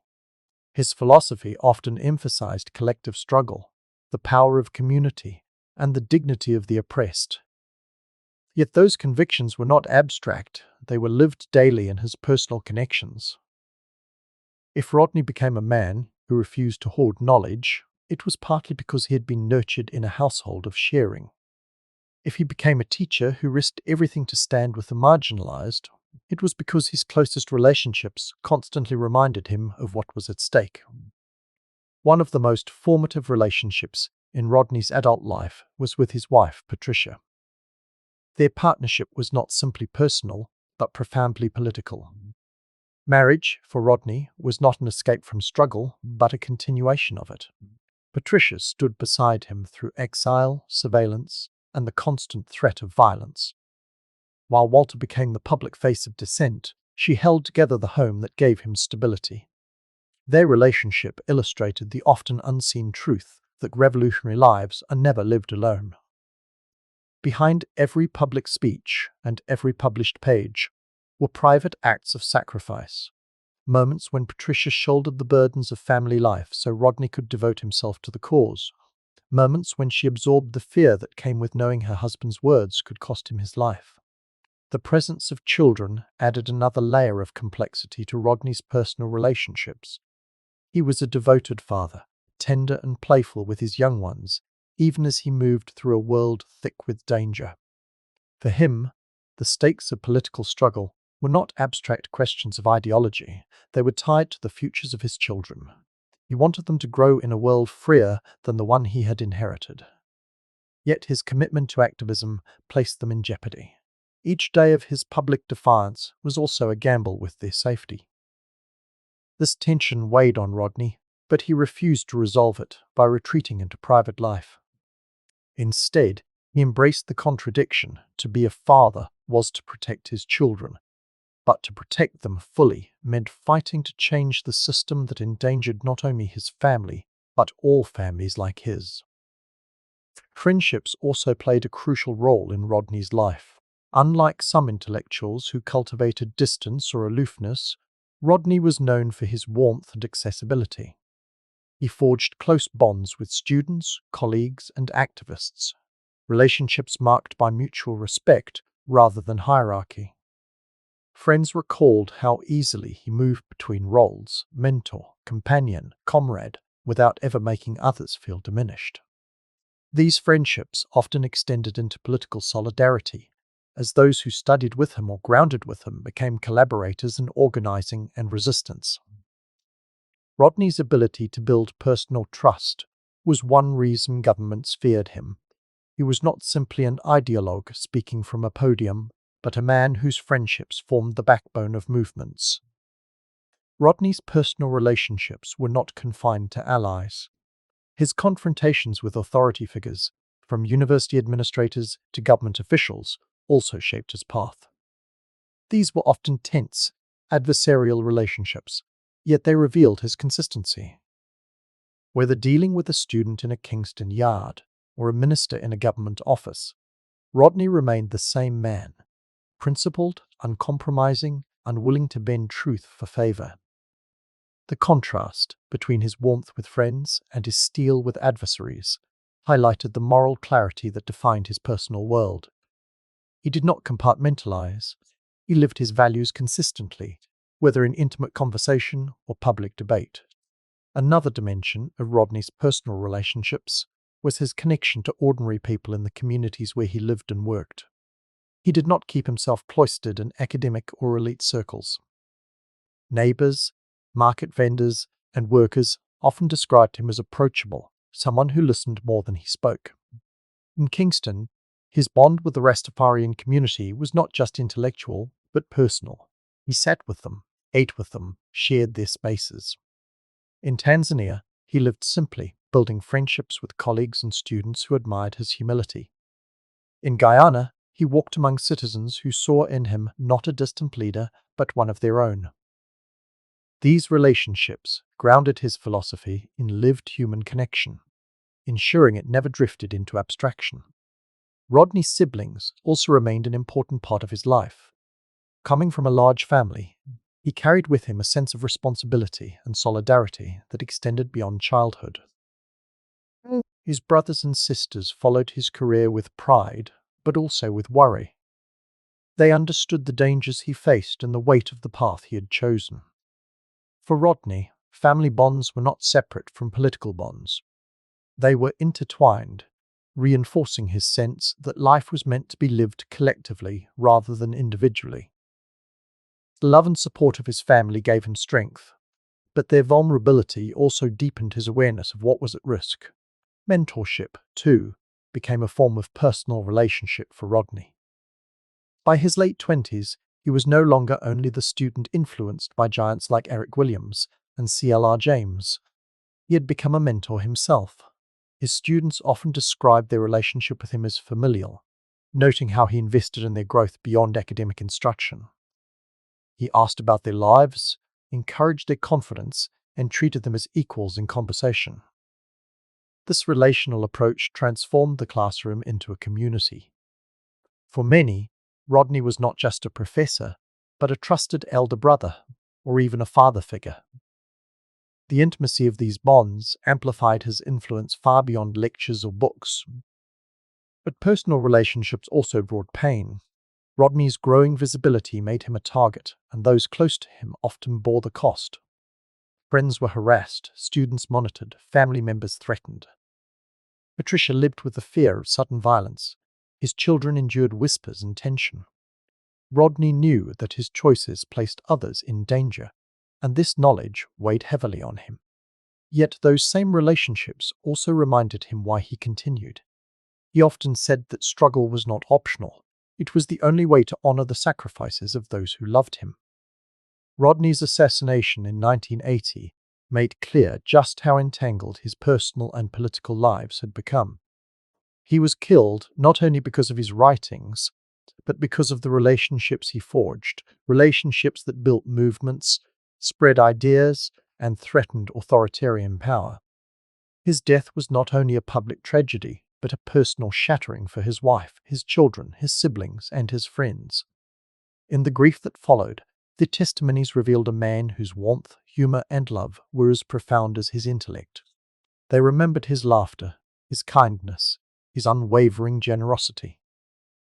These personal qualities, though less visible in the public record, were essential to understanding why his philosophy carried such resonance. He was not simply admired, he was loved. Looking back, Rodney's personal relationships illuminate the heart of his philosophy. He believed that liberation was not about isolated heroes, but about communities bound together in solidarity. His own life embodied that belief. His marriage showed the strength of partnership and struggle. His friendships revealed the power of trust and camaraderie. His connections to ordinary people demonstrated the dignity of collective life. His role as a mentor highlighted the necessity of passing wisdom forward. And even his adversarial relationships with elites underscored his refusal to separate personal integrity from public responsibility. In this sense, Rodney's personal relationships were not peripheral to his story. They were central, shaping the man he became and the movements he inspired. They remind us that philosophy is never lived in isolation, that ideas gain force only when rooted in bonds of love, trust, and solidarity.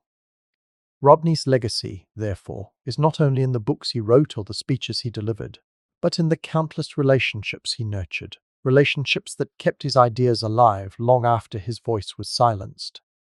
By the time Walter Rodney had established himself as a respected historian and a beloved teacher, the fragments of insight gathered from childhood, family, education, mentorship, and early writings began to coalesce into a coherent body of thought.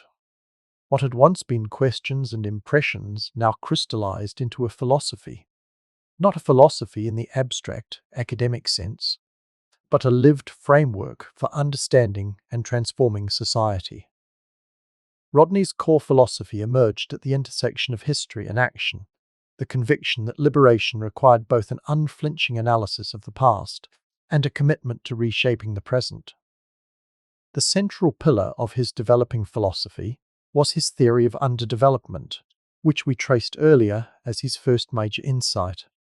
But now he elaborated it into a systematic critique. Underdevelopment was not merely a historical condition, it was a continuing process. Colonialism had laid its foundations, but neocolonialism maintained its structure. Independence, when not accompanied by economic transformation, was cosmetic. Nations that celebrated flags and anthems while retaining economies tethered to imperial markets were, in Rodney's view, not truly free. His philosophy insisted that to understand freedom, one must look not only at political symbols, but at material realities. Did workers have dignity? Did communities control their resources? Were education and health systems serving the people? If not, independence was hollow. This lens led Rodney to one of his most important philosophical commitments, the primacy of the people in making history. Influenced by C.L.R. James's portrayal of the Haitian Revolution, Rodney believed that liberation was never a gift handed down by elites. but a process driven by the masses.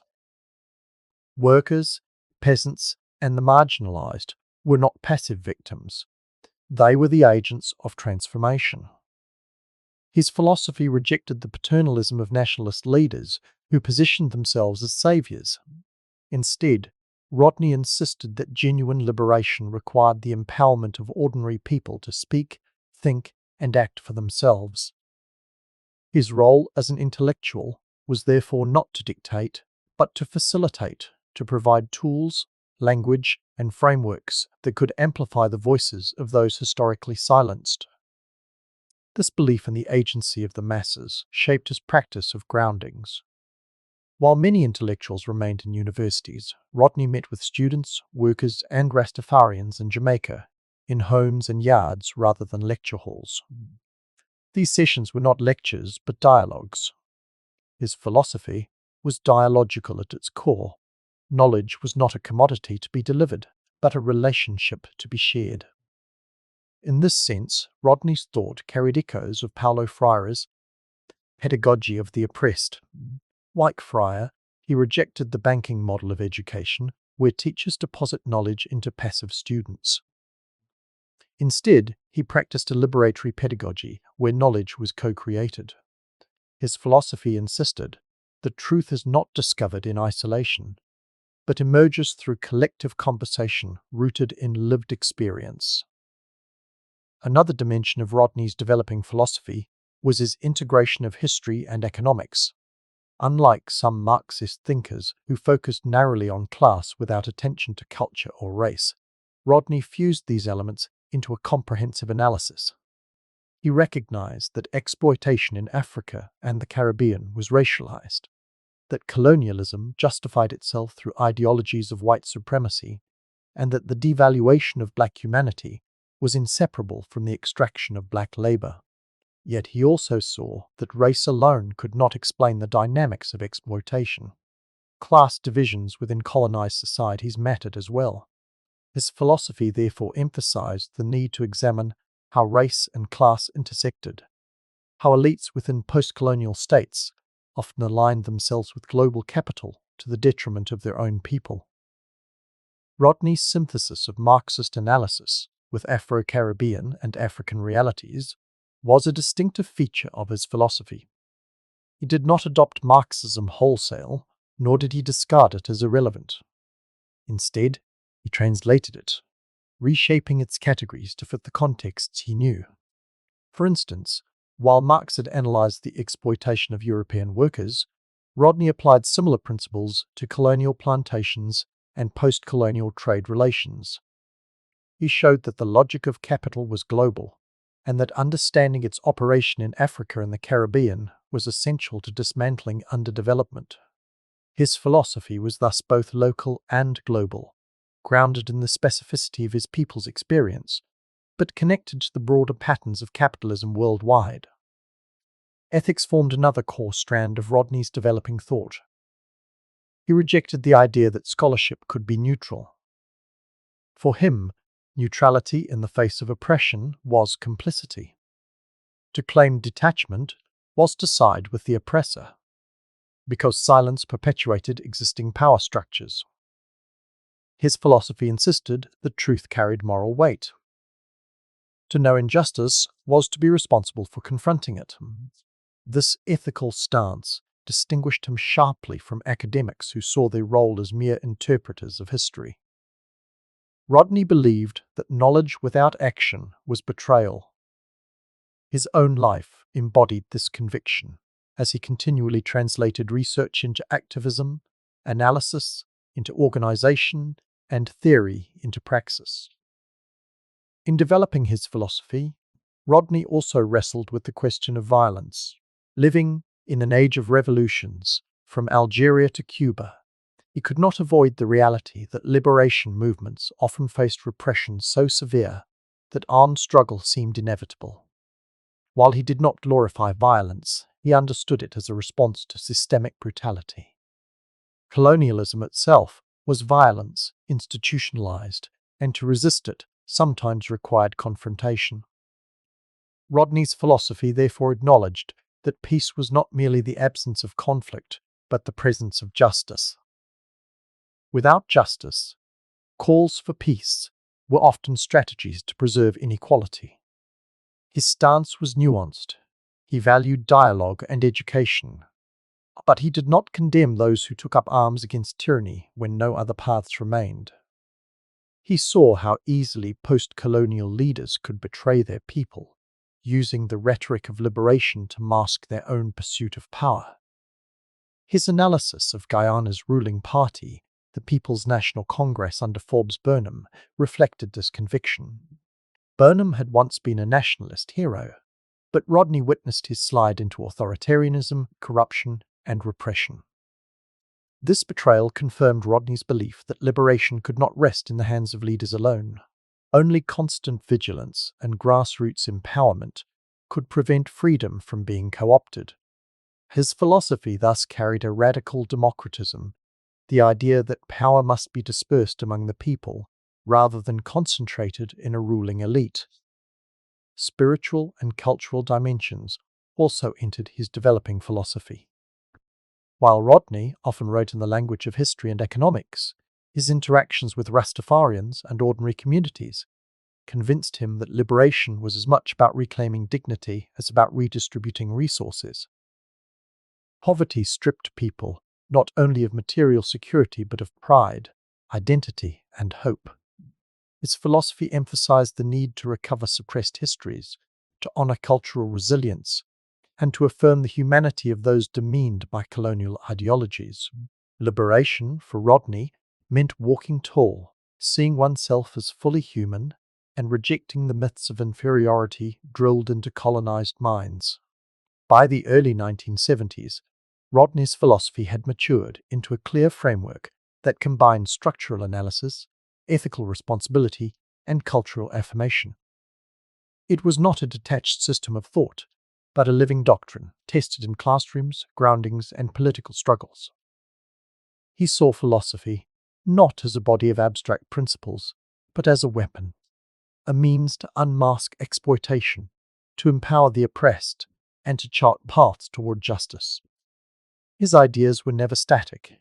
They evolved as he encountered new challenges, but their core remained consistent. Knowledge must serve liberation, truth must be spoken plainly, and the people themselves must be the agents of their own freedom. Looking back, what makes Rodney's core philosophy so compelling is its wholeness. He did not reduce human life to economics, nor did he romanticize culture without material critique. He did not isolate history from politics, nor did he speak of liberation without ethics. He wove these strands together into a fabric strong enough to resist distortion. That fabric was both analytical and moral, both intellectual and practical, both deeply historical and urgently contemporary. The moment when Walter Rodney shifted from being a promising young scholar to a public figure of international consequence was neither planned nor staged. It unfolded organically as his ideas moved from classrooms and journals into the streets, stirring responses too loud to be ignored. Rodney's public emergence marked the point when he ceased to be simply an academic voice and became a political presence, a man whose words were dangerous not because of their style, but because of their clarity. Governments began to fear him, students rallied behind him, and ordinary people who had never stepped inside a university came to see him as their intellectual ally. Rodney's emergence into public life was most dramatically symbolized by the events of 1968 in Jamaica. At the time, he was teaching at the University of the West Indies, a position that gave him both credibility and a platform. Yet Rodney refused to confine himself to lecture halls. He believed knowledge should travel, and so he carried it beyond the campus into the communities that needed it most. In Kingston's poor neighborhoods, he began hosting his groundings, sitting with Rastafarians, students, and workers to discuss history, politics, and the structures of exploitation that shaped their lives. These gatherings were radical, not because they involved secret conspiracies, but because they treated marginalized people as equals in the pursuit of truth. Rodney's refusal to separate intellectual life from the lived struggles of the poor unsettled elites who saw education as a ladder for a few, not a weapon for the many. The Jamaican government's decision to ban Rodney from re-entering the country after attending a conference abroad turned a respected historian into a symbol of resistance overnight. When students heard of his banishment, they took to the streets in protest. The demonstrations quickly escalated, spreading beyond the university into the wider society. The Rodney riots, as they came to be known, left parts of Kingston in upheaval and forced the government to confront the power of one man's ideas. Here was the moment of public emergence, the recognition that Rodney's voice carried such weight that silencing him could provoke rebellion. He was no longer merely a lecturer or writer. He'd become a public catalyst. This episode revealed several key elements of Rodney's public identity. First, it showed the depth of his connection to students and ordinary people. His banishment triggered outrage, not because he was a distant professor, but because he was seen as a comrade, a teacher who respected his audience enough to meet them on their own terms. Second, it demonstrated his ability to expose the fragility of power.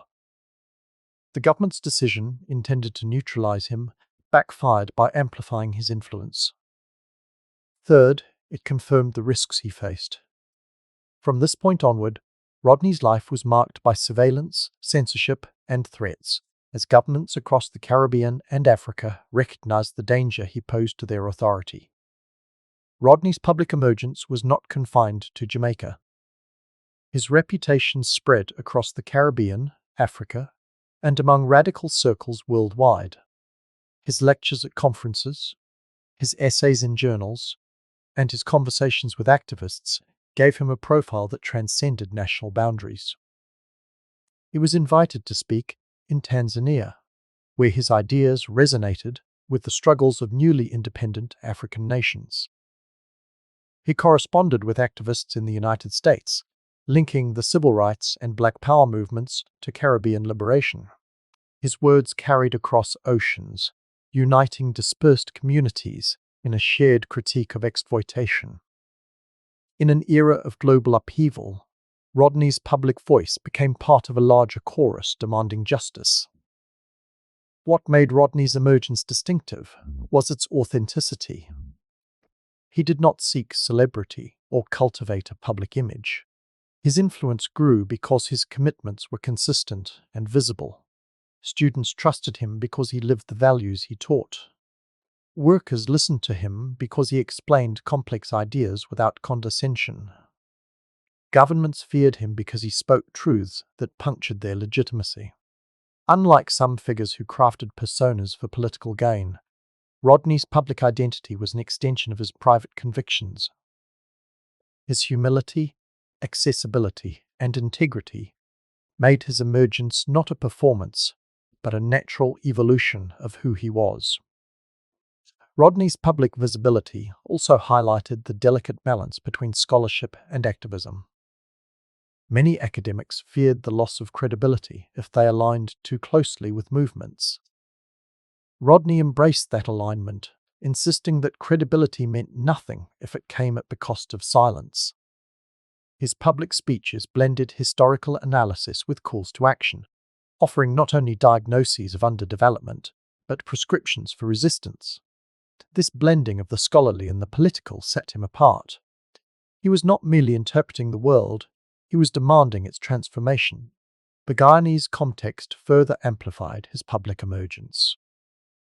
When Rodney returned to his homeland in the 1970s, Guyana was in political turmoil. The ruling People's National Congress under Forbes Burnham had consolidated power but faced widespread accusations of authoritarianism and corruption.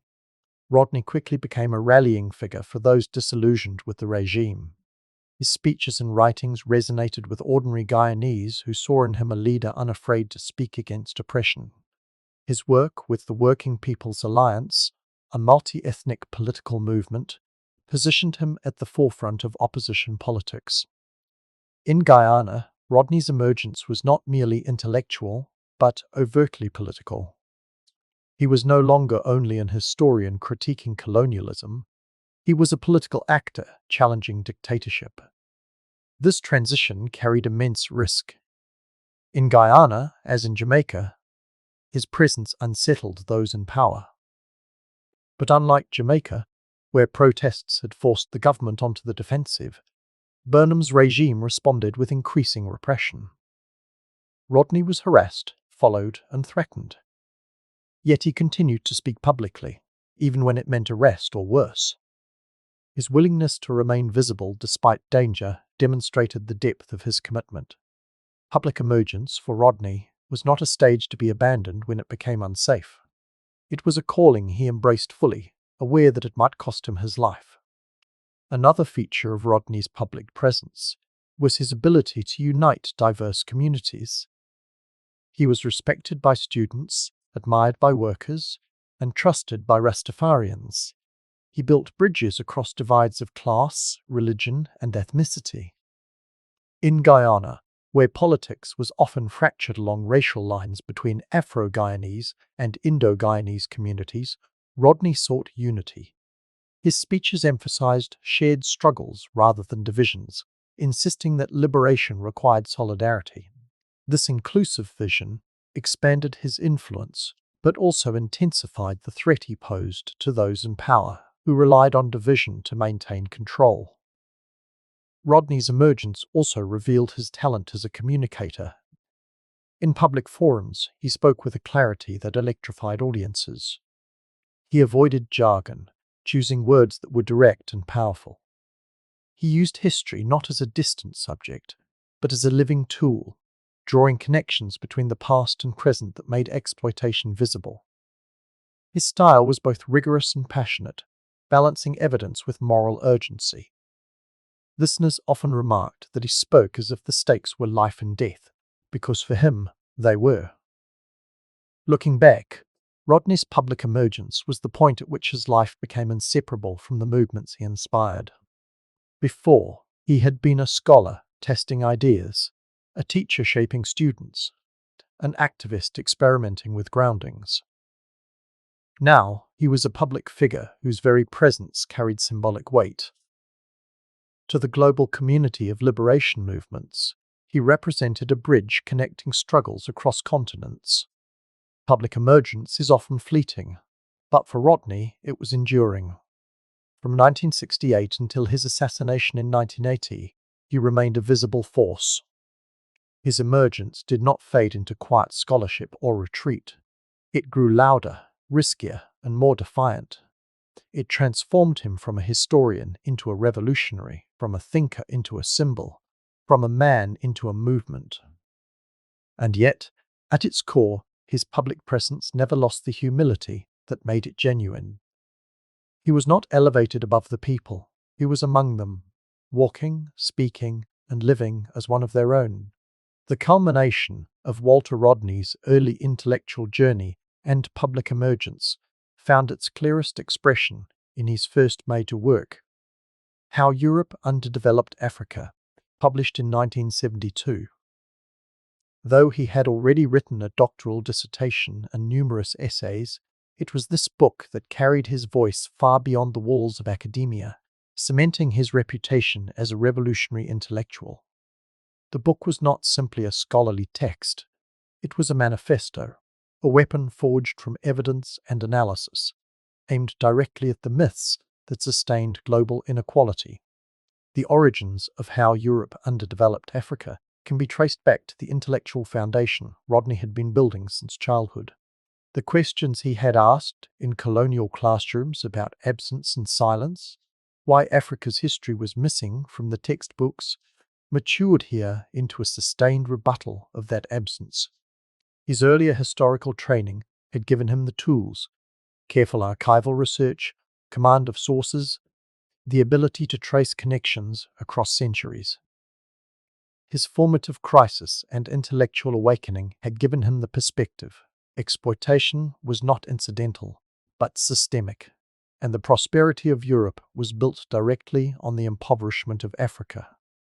By the time he sat to write the book, he was no longer experimenting with ideas, but delivering a fully developed philosophy of liberation. At its core, the book's argument was devastatingly simple, yet profoundly disruptive. Europe did not develop. This inversion of language struck at the heart of imperial ideology. The prevailing narrative suggested that colonialism, for all its faults, had brought progress, railways, administration, education. Rodney dismantled this claim. He showed that railways were built to extract resources, not to connect African communities. That education was designed to produce clerks, not thinkers. That administration served exploitation, not governance. Development, in the colonial sense, was always development for Europe at Africa's expense.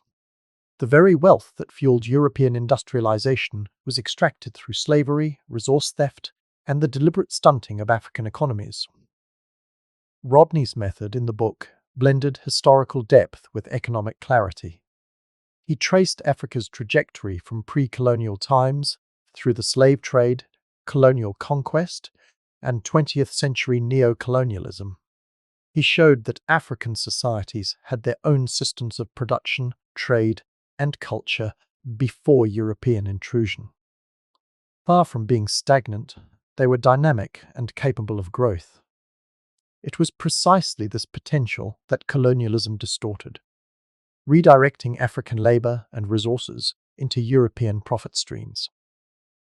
By demonstrating the continuity of exploitation from the 15th century to the 20th, Rodney revealed underdevelopment as a process, not a snapshot. This insight turned his book into a comprehensive indictment of the global economic order. What distinguished how Europe underdeveloped Africa from many scholarly works was its accessibility. Rodney refused to write for specialists alone. His prose was clear, direct, and free of unnecessary jargon. He wrote as though speaking to workers and students, ensuring that the book could circulate outside universities. Indeed, it did just that. Copies were read in union halls, passed hand to hand among activists, and discussed in classrooms across the Caribbean, Africa, and beyond. The book became a tool of consciousness, raising, giving people a language to articulate what they had long felt, that their poverty was not their fault, but the result of a system designed to keep them down. The reception of the book was as polarized as Rodney's life itself.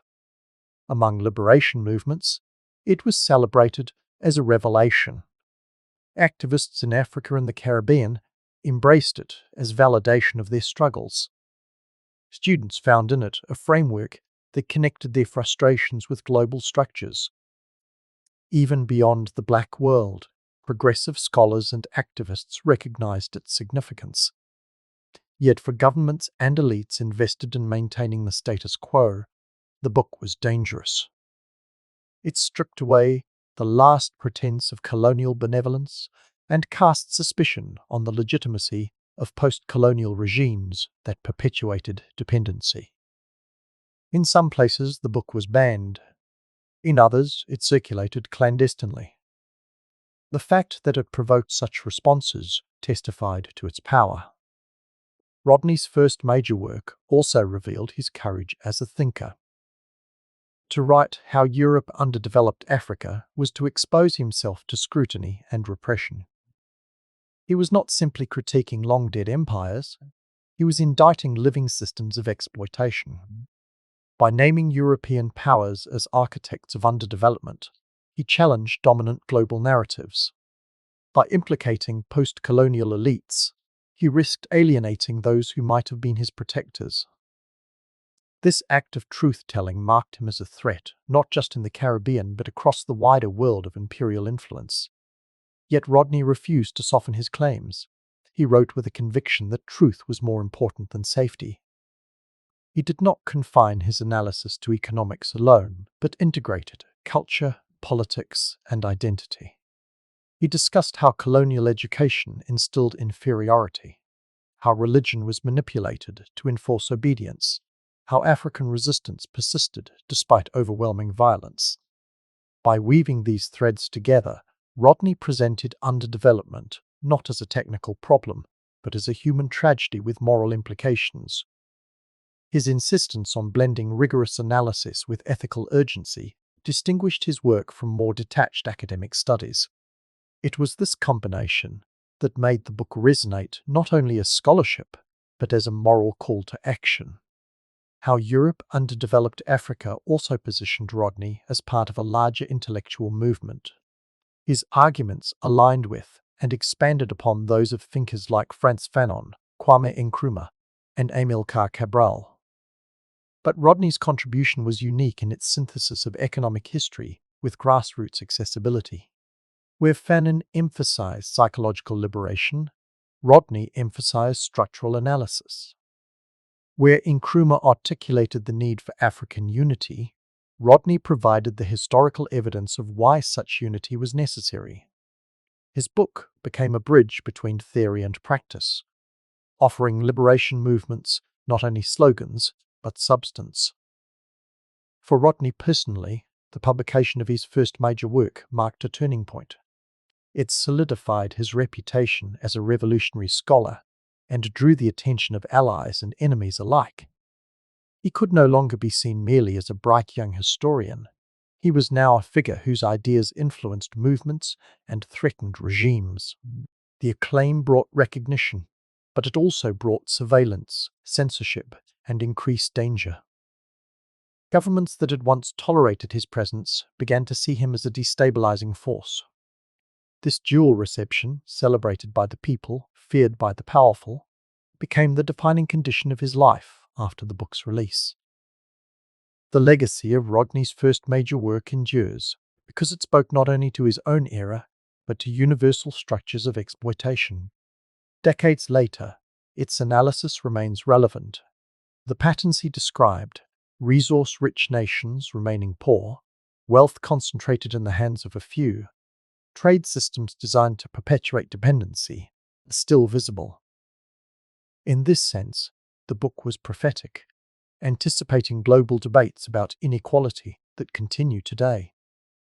Its endurance testifies to the depth of Rodney's insight and the clarity of his presentation. Looking back, How Europe Underdeveloped Africa was more than a book. It was Rodney's declaration to the world. It announced that he had moved beyond questioning and critiquing to laying down a vision. It revealed that his philosophy was no longer in formation, but fully developed, ready to be wielded in the struggles of his time. It showed that his loyalty was not to academia, but to liberation, that his pen was not neutral, but pointed. Rodney's first major work landed in a moment of ferment. The early 1970s, when independence movements across Africa were still fresh, when the Caribbean was in the throes of searching for its post-colonial identity, and when Black Power, Pan-Africanism, and Third World solidarity were reshaping intellectual and political landscapes. The book's reception must be understood against this backdrop. It was greeted as a revelation by some, as heresy by others, and as a direct threat by those whose power it challenged. Among students, workers, and activists, the book was embraced almost instantly. Copies were passed hand to hand, read aloud in study groups, and quoted in speeches. In Tanzania, where Rodney taught and where liberation movements operated in exile, young Africans recognized their own realities in his descriptions of how colonial economies were structured for extraction rather than development. For them, the book confirmed that their poverty was not due to laziness or incompetence, but the deliberate legacy of imperial exploitation. In Jamaica and Guyana, where the struggles of workers continued in the shadow of new elites, the book armed movements with historical legitimacy. The phrase, underdevelopment, itself became part of activist vocabulary, used not only to describe economics, but to capture a condition of existence imposed by external power. In academic circles, the reaction was divided. Progressive scholars hailed Rodney for bringing rigorous historical evidence to bear on debates about development. They saw in his work a synthesis of economic history and political urgency that few others had managed. Yet others recoiled. Some accused Rodney of oversimplification, of reducing Africa's diverse histories to a single narrative of exploitation. Others dismissed his work as too polemical, claiming that he blurred the line between scholarship and activism. For these critics, Rodney's refusal to be neutral disqualified him from being taken seriously as a historian. Yet such critiques often reveal more about the Academy's discomfort with political scholarship than about flaws in Rodney's analysis. Governments, both in Europe and in the Caribbean, reacted with suspicion or outright hostility. Colonial powers and their allies bristled at the book's central claim that Europe's wealth had been built on the deliberate impoverishment of Africa. To accept this meant admitting that modern prosperity was rooted in theft and violence. It meant undermining the narrative of benevolent empire still cherished in metropolitan histories. Unsurprisingly, in some places the book was banned, and in others it circulated underground. Rodney himself became a marked man, his scholarship viewed not as harmless research, but as political provocation. Even post-colonial African and Caribbean governments were uneasy. For leaders who had inherited colonial states, Rodney's critique of underdevelopment struck uncomfortably close to home. The book insisted that independence was not enough, that true liberation required dismantling economic structures that elites often continued to uphold. To embrace Rodney's argument was to acknowledge their complicity in perpetuating dependency. As a result, while ordinary citizens celebrated the book, many leaders viewed it as destabilizing. In Guyana, Burnham's regime already considered Rodney a threat. How Europe underdeveloped Africa confirmed their suspicions that he was not only an academic, but a revolutionary voice with mass appeal. Despite these tensions, the book's influence spread rapidly beyond Africa and the Caribbean.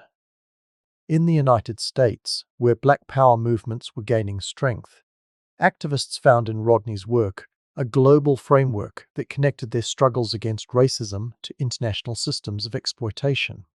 Latin American radicals likewise drew connections between Rodney's analysis of Africa and their own critiques of imperialism in the Americas. The book became a touchstone for the broader Third World Project, which sought to articulate a united front against global inequality.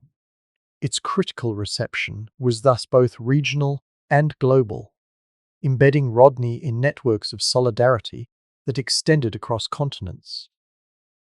The intensity of the book's reception stemmed not only from its content, but from its style. Rodney wrote in prose that was clear, forceful, and unpretentious.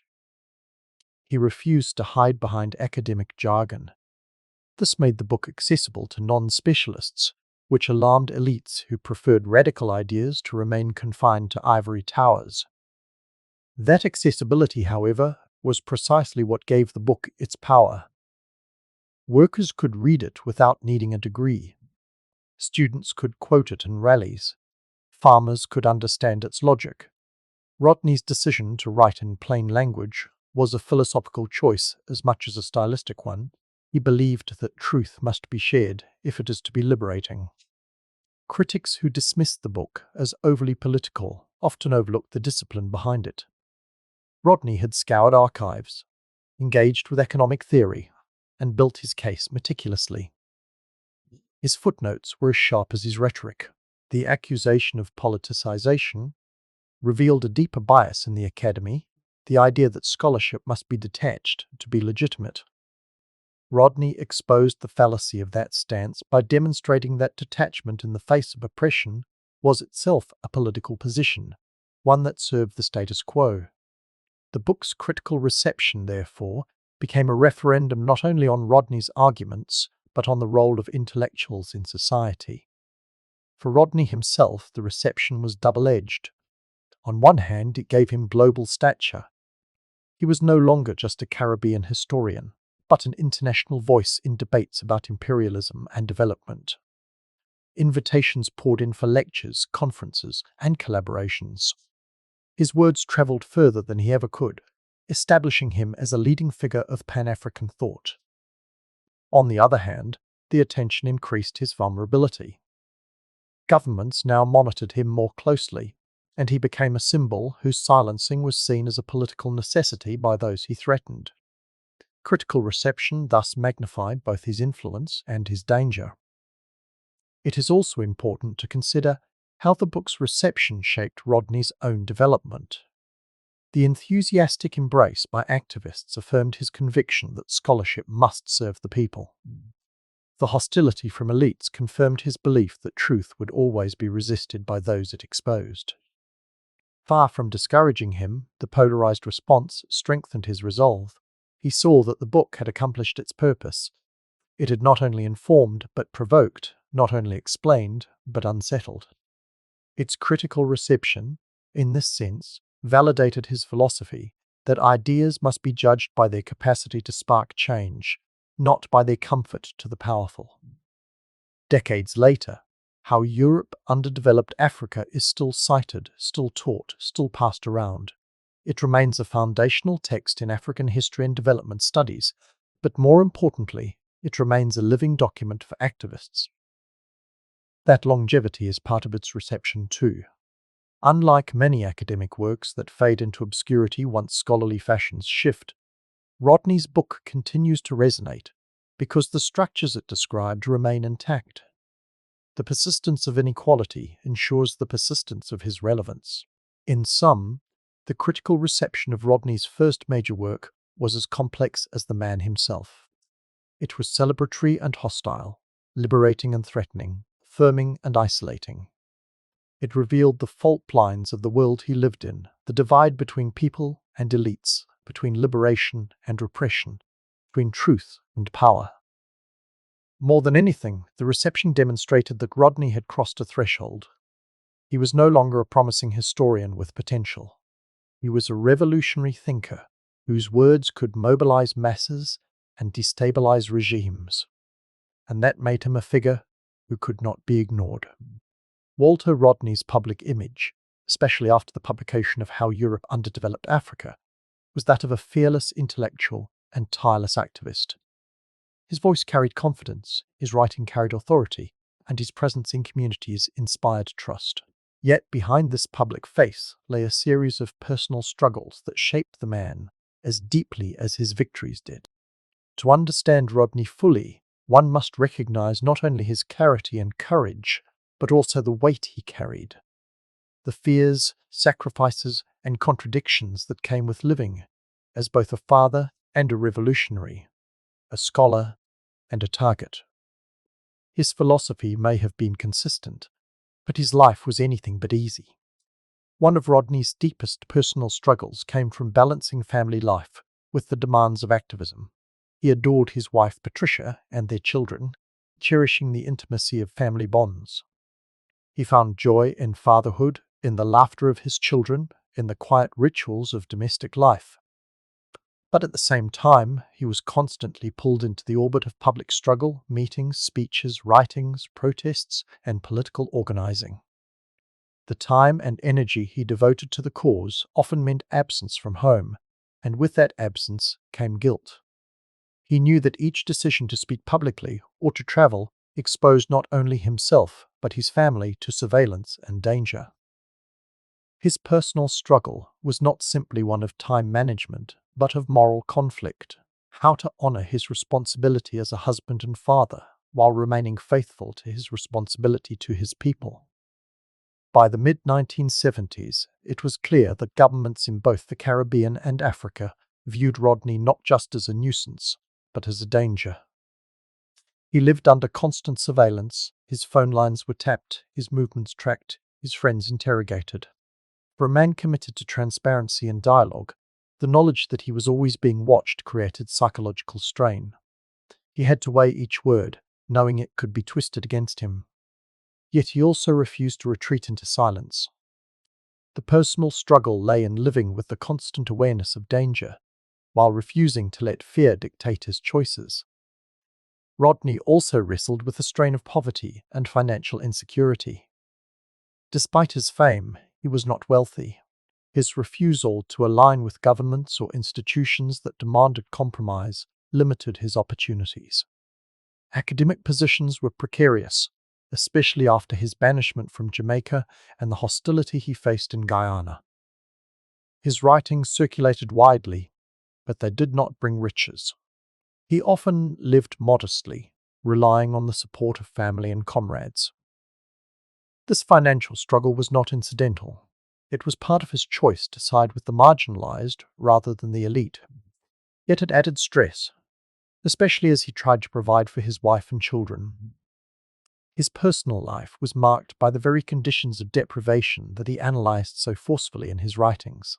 Another personal struggle was the isolation that came from being misunderstood or vilified. While Rodney inspired immense loyalty among students and workers, elites often painted him as a troublemaker, an agitator, even a traitor. In Guyana, the Burnham regime launched propaganda campaigns against him, attempting to depict him as destabilizing and dangerous. These attacks carried not only political consequences, but emotional weight.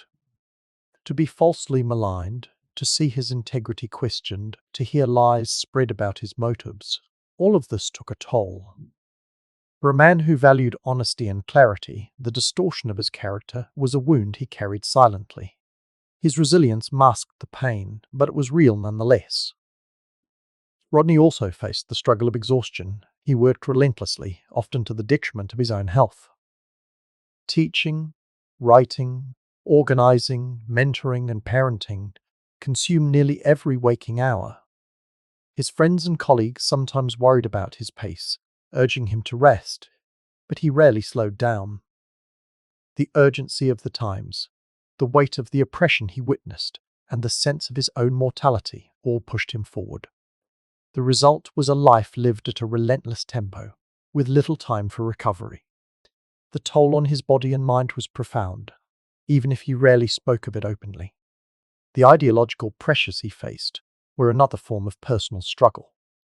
Rodney's philosophy was clear, but he lived in a world of competing ideologies: nationalism, socialism, Marxism, black power, Pan-Africanism. Aligning with one camp too firmly could mean alienating others. Yet Rodney's goal was always unity across divides. This meant he often stood in the crossfire, criticized by those who thought he was too radical and by others who thought he was not radical enough. Navigating these tensions required diplomacy, but it also left him vulnerable to attack from multiple sides. His personal struggle here was one of balance, how to maintain fidelity to truth while engaging diverse movements without being co-opted or isolated. Perhaps the most poignant struggle Rodney faced was the constant awareness of death. By the late 1970s, he knew that his life was in danger. Friends warned him. Governments signaled it through harassment. He saw the pattern of assassinations and imprisonments that claimed the lives of other activists and leaders across the Third World. Rodney was not naive. He often told those close to him that he did not expect to live long. This awareness shaped his choices. He wrote with urgency, spoke with passion, and lived with the knowledge that time was short. But carrying that awareness also weighed heavily on him. It meant knowing that his wife might be widowed, his children orphaned, his people deprived of his leadership. This was not a fear he let paralyze him, but it was a shadow that never left.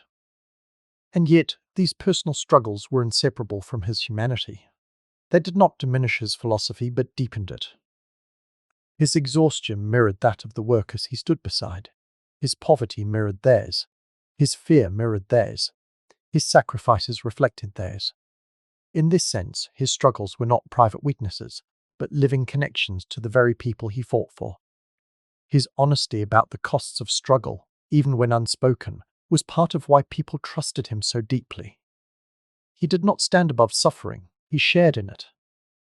In reflecting on Rodney's personal struggles, one sees the depth of his courage more clearly. Courage is not the absence of fear, but the decision to act despite it.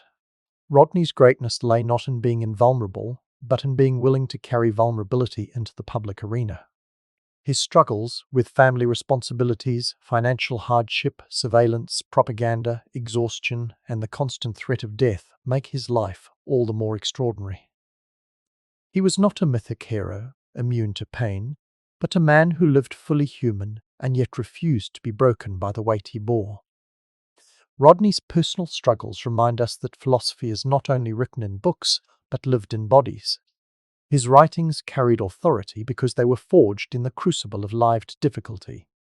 His words resonated because they were not abstractions, but reflections of his own trials. To see Rodney clearly is to see not only the fire of his intellect, but the shadows of his struggle. A man who lived the contradictions he analyzed, who bore the costs of the truths he spoke, and who transformed personal hardship into collective strength. By the mid to late 1970s, Walter Rodney's thought had passed through its formative stages and stood on firmer ground than ever before. Yet his philosophy was not static, frozen in the arguments he had made in How Europe Underdeveloped Africa. It was a living framework, tested and reshaped by new experiences, shifting political landscapes, and the personal trials that weighed on him.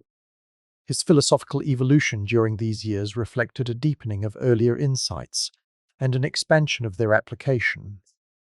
What began as a critique of colonial exploitation grew into a broader vision of liberation that encompassed economics, politics, culture, ethics, and global solidarity. A central feature of Rodney's evolution was his increasingly nuanced understanding of neocolonialism. His earlier writings had focused heavily on the direct legacies of slavery and colonial rule. But as he observed the post-independence trajectories of African and Caribbean nations, he recognized more fully the subtler forms of control that persisted. Formal political independence, he argued, had not dismantled the structures of dependency. Trade patterns remained unequal. Foreign corporations controlled key industries, and global financial institutions imposed policies that served Western interests. The outward symbols of sovereignty masked deeper entanglements. This realization sharpened his critique. Freedom required more than flags and parliaments. It required a break from the international system of exploitation. Rodney's philosophy also evolved in its analysis of class dynamics within post-colonial societies. In earlier years, his focus had been on the binary of colonizer and colonized, Europe and Africa, metropole and periphery.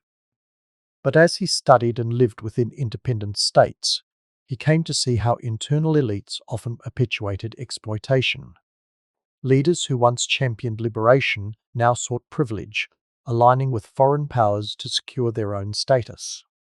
Rodney began to write and speak more about the comprador bourgeoisie, local elites, who acted as intermediaries for global capital, benefiting personally while undermining the collective well-being of their people.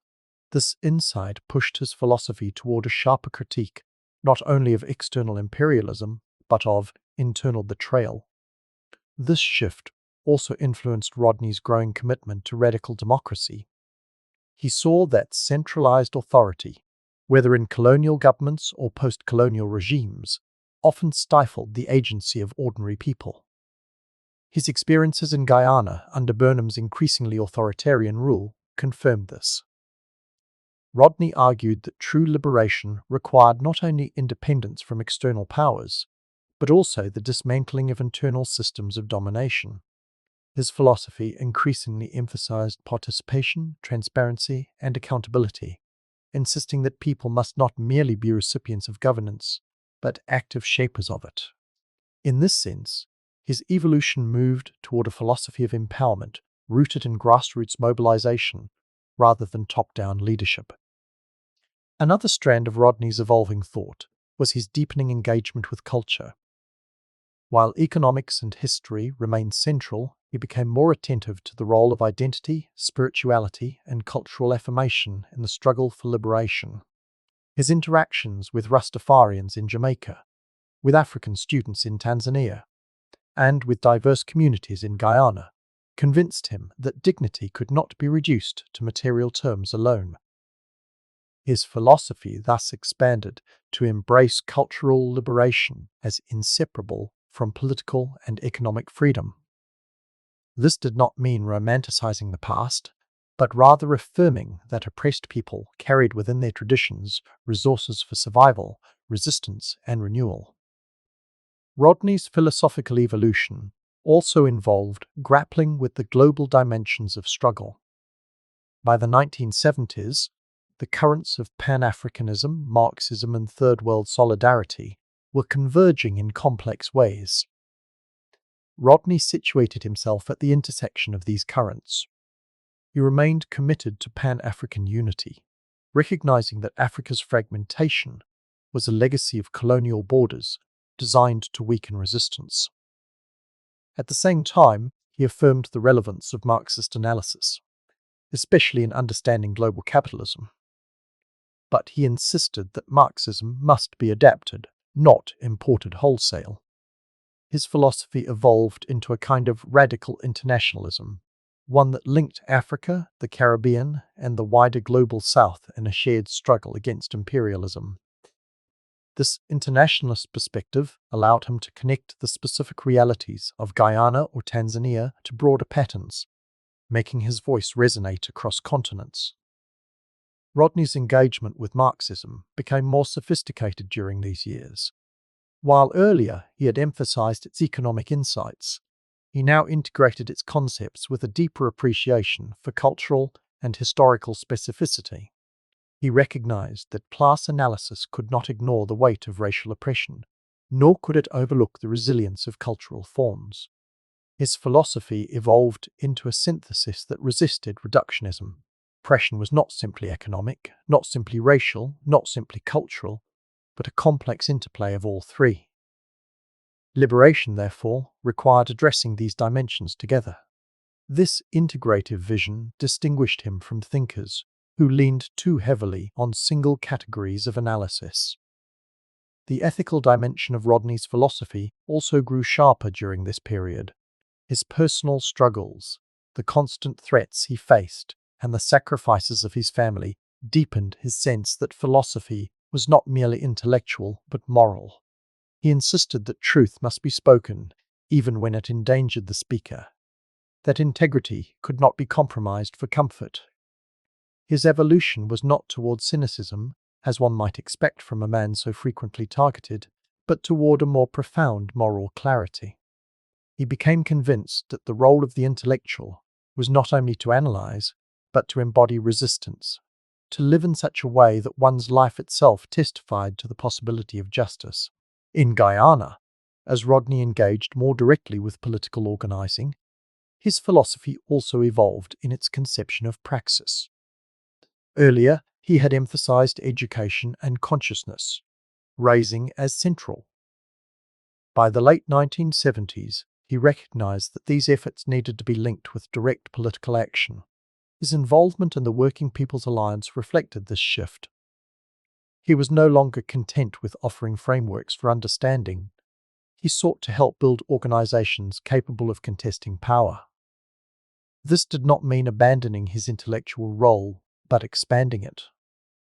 His philosophy of praxis now encompassed both pedagogy and politics, teaching and organizing, analysis and mobilization.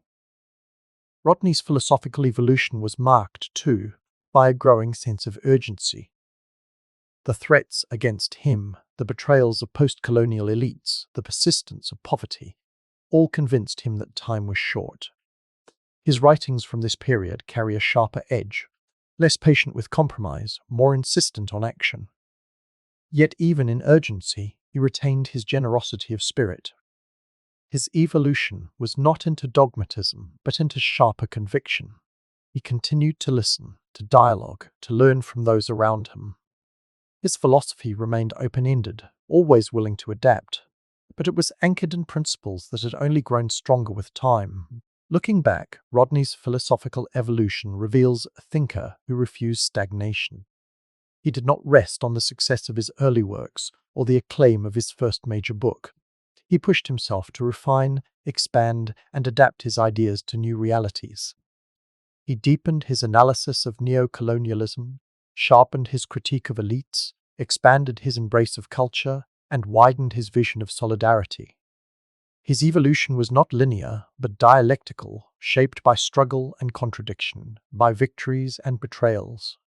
It was the evolution of a man who believed that philosophy must remain alive, responsive, and accountable to the people it served. In the end, Rodney's philosophical evolution underscores his unique place among 20th century thinkers. He was not simply a Marxist, not simply a Pan-Africanist, not simply a historian. He was all of these, woven together into a philosophy that was as broad as the global system he critiqued and as intimate as the communities he served. His evolution reflected not abstraction, but life itself, a philosophy constantly tested, reshaped, and reaffirmed in the crucible of struggle. By the late 1970s, Walter Rodney had evolved from a brilliant historian into a revolutionary intellectual whose voice carried weight across continents. But with that prominence came inevitable controversy. His ideas, sharpened through years of study, teaching, and activism, were no longer confined to classrooms or scholarly debates. They directly confronted governments, elites, and international structures of power. For a man who believed that truth must be spoken plainly, controversy was not an accident, but almost a certainty. Yet controversy in Rodney's case was not superficial noise. It was the clash between two irreconcilable visions, one that sought to preserve inequality and another that sought to dismantle it. The most significant controversy of his career unfolded in Guyana, his homeland. Returning there after years abroad, Rodney entered a political landscape defined by polarization. The People's National Congress, led by Forbes Burnham, had consolidated control of the state. What began as a nationalist movement against colonial rule had calcified into authoritarianism. Elections were manipulated, dissent was suppressed, and surveillance became routine. Burnham's regime cloaked itself in the language of liberation but practiced domination. For Rodney, this betrayal of independence was intolerable. He spoke out against corruption, repression, and the widening gap between elites and the masses. Rodney's decision to join the Working People's Alliance, WPA, in the mid-1970s escalated the controversy. The WPA was a multiracial, grassroots movement that challenged Burnham's rule, seeking to unite Afro-Guyanese and Indo-Guyanese communities against the politics of division. In a country where race had long been exploited to fracture resistance, Rodney's involvement in such a movement was both radical and threatening. It marked him not just as a critic, but as an active challenger to state power. The controversy was not simply about ideas, but about power itself, who would control Guyana's future, and on whose behalf. Burnham's regime responded with hostility. State media painted Rodney as a destabilizing force, an agent of unrest, even a traitor. The government accused him of conspiring with foreign powers, of attempting to foment insurrection. These accusations were largely baseless, but they served their purpose, to cast Rodney as an enemy of the state. His public speeches, though grounded in evidence and delivered with care, were twisted into threats. His book, How Europe Underdeveloped Africa, Celebrated Abroad, was depicted at home as dangerous propaganda. Controversy became the government's weapon, designed to isolate Rodney and delegitimize his movement. Yet the controversy did not weaken Rodney's standing among ordinary people. On the contrary, it enhanced it. The more Burnham attacked him, the more citizens recognized that he must be telling truths too uncomfortable for the regime to tolerate. Rodney's reputation as a man of integrity, someone who lived humbly and stood alongside the poor, shielded him from the smears of propaganda. Workers trusted him because he shared their struggles. Students admired him because he respected their voices. Rastafarians remembered how he had sat with them when others shunned them. The controversy that was supposed to discredit him only deepened his bond with the people. But the stakes of the controversy extended beyond Guyana. Internationally, Rodney's clash with Burnham highlighted a broader dilemma of the post-colonial era. What happens when liberation movements morph into authoritarian regimes? Across Africa and the Caribbean, similar patterns were unfolding. Leaders who once spoke of freedom now used state power to silence dissent. Rodney became a symbol of the demand that independence mean more than a change of flags. His controversy with Burnham thus resonated globally, illustrating the tension between rhetoric and reality in post-colonial politics. Another dimension of Rodney's major controversy lay in his relationship with Marxism. While he adapted Marxist analysis to African and Caribbean contexts, His openness to Marxism provoked suspicion from Western governments and elites.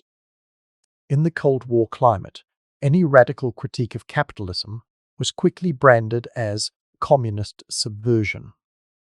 Rodney's scholarship was thus read not only as history but as ideology. For some, this association was liberating, situating him within a global struggle against imperialism. For others, it was threatening, marking him as an enemy aligned with dangerous forces. Controversy grew because Rodney refused to disavow Marxist influences, even while insisting on their adaptation to local realities. His insistence on intellectual honesty over political convenience ensured that he would remain a lightning rod. The controversy also touched on questions of race and identity within Guyana. Burnham's party relied heavily on Afro-Guyanese support, while opposition parties were often associated with Indo-Guyanese constituencies. By working to unite both groups, Rodney challenged one of the central pillars of Burnham's political dominance. His efforts to transcend racial politics were revolutionary in a society fractured by colonial legacies. But this very effort fueled further attacks, as the government accused him of betrayal, of undermining the interests of his own community. The controversy thus exposed the deep scars of racial division and the difficulty of building unity in a polarized environment. The personal costs of this controversy were immense. Rodney faced constant harassment. His meetings were disrupted, his allies arrested, his movements tracked. He lived under the threat of imprisonment or assassination, a reality he acknowledged openly. For Patricia and the children, the controversy meant a life of fear, never knowing when state violence might strike. Friends urged him to leave Guyana for safety, but Rodney refused. He insisted that his place was with his people, even if it meant death. This decision revealed the depth of his convictions, but also the weight of the controversy. His very presence in Guyana had become an existential challenge to the regime. Yet to frame Rodney's major controversy solely as a conflict with Burnham would be to narrow its scope. The controversy was also philosophical, the question of what liberation truly meant. Was independence enough if it left people hungry? Was sovereignty real if it served only elites? Was development meaningful if it deepened dependency? These questions cut across nations and movements, and Rodney's insistence on asking them made him controversial, not just in Guyana, but wherever power preferred silence. His controversy was not accidental but structural. It emerged because he insisted on exposing contradictions that others preferred to ignore. Looking back, Rodney's major controversy was both his crucible and his legacy. It tested his philosophy, forcing him to apply his theories in the most dangerous of contexts. It revealed his courage, showing that he was willing to live and die by the truths he proclaimed. And it demonstrated the enduring relevance of his ideas, for the controversies he ignited in the 1970s still echo today. The debates about underdevelopment, about the failures of post-colonial governance, about the betrayal of revolutionary ideals, remain unresolved. Rodney's controversy, therefore, was not a passing storm, but a seismic clash whose tremors continue to be felt. Ultimately, the controversy defined Rodney's final years. It turned him from a respected historian into a revolutionary figure, from a thinker into a threat. It drew him into direct confrontation with a state determined to silence him. And it set the stage for his tragic assassination, when controversy gave way to violence. But if the regime hoped that killing him would extinguish his influence, they miscalculated. The controversy that surrounded him in life transformed into martyrdom in death, ensuring that his ideas would outlive him. As the 1970s drew to a close, Walter Rodney entered a stage of his life defined not only by controversy but by a deepening of wisdom. His philosophy had already been sharpened by study, writing, and activism. But wisdom is different from knowledge. Knowledge describes, wisdom interprets. Knowledge analyzes systems. Wisdom asks how those systems weigh upon human lives, and what must be done to resist them. In Rodney's later years, he began to articulate this wisdom more fully, a perspective that carried the clarity of experience the scars of struggle, and the urgency of limited time. One aspect of this deepening was his recognition of the limits of theory alone. Having written How Europe Underdeveloped Africa and contributed to countless debates, Rodney could have rested within the sphere of intellectual influence. Yet his immersion in Guyana's political climate showed him that words, no matter how powerful, must be paired with organization. His wisdom was in seeing that ideas require vehicles, movements, alliances, communities capable of embodying them. He began to stress that intellectual work disconnected from grassroots mobilization risked becoming ornamental, a kind of performance for elites rather than a tool of liberation. This was not a rejection of theory, but an insistence that its worth could only be measured by its ability to inspire action. This recognition reflected a broader maturation in his thought, the distinction between radical rhetoric and sustained struggle.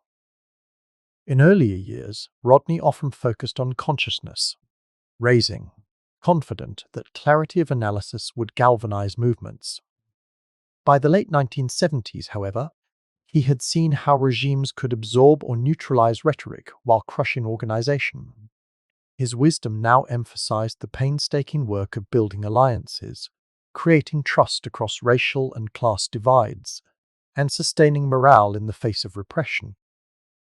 Liberation, he realized, was not a sudden burst of energy, but a long, grinding struggle requiring patience and perseverance. Rodney's wisdom also grew in his reflections on leadership. Having witnessed how charismatic leaders across Africa and the Caribbean betrayed their people once in power, he became wary of hero worship. He rejected the cult of personality that often surrounded revolutionary figures. Instead, he argued that leaders must be accountable, transparent, and rooted in the people they served. He refused to cast himself as a savior, insisting instead that his role was to help empower others. He had seen too clearly how unchecked power corrupted, and he resolved that liberation must be collective rather than personal. His wisdom lay in recognizing that movements must outlive their leaders if they were to succeed. Another dimension of Rodney's deepening wisdom was his attentiveness to unity across divisions. Guyana's politics were poisoned by racial polarization, with Afro-Guyanese and Indo-Guyanese communities often manipulated into hostility.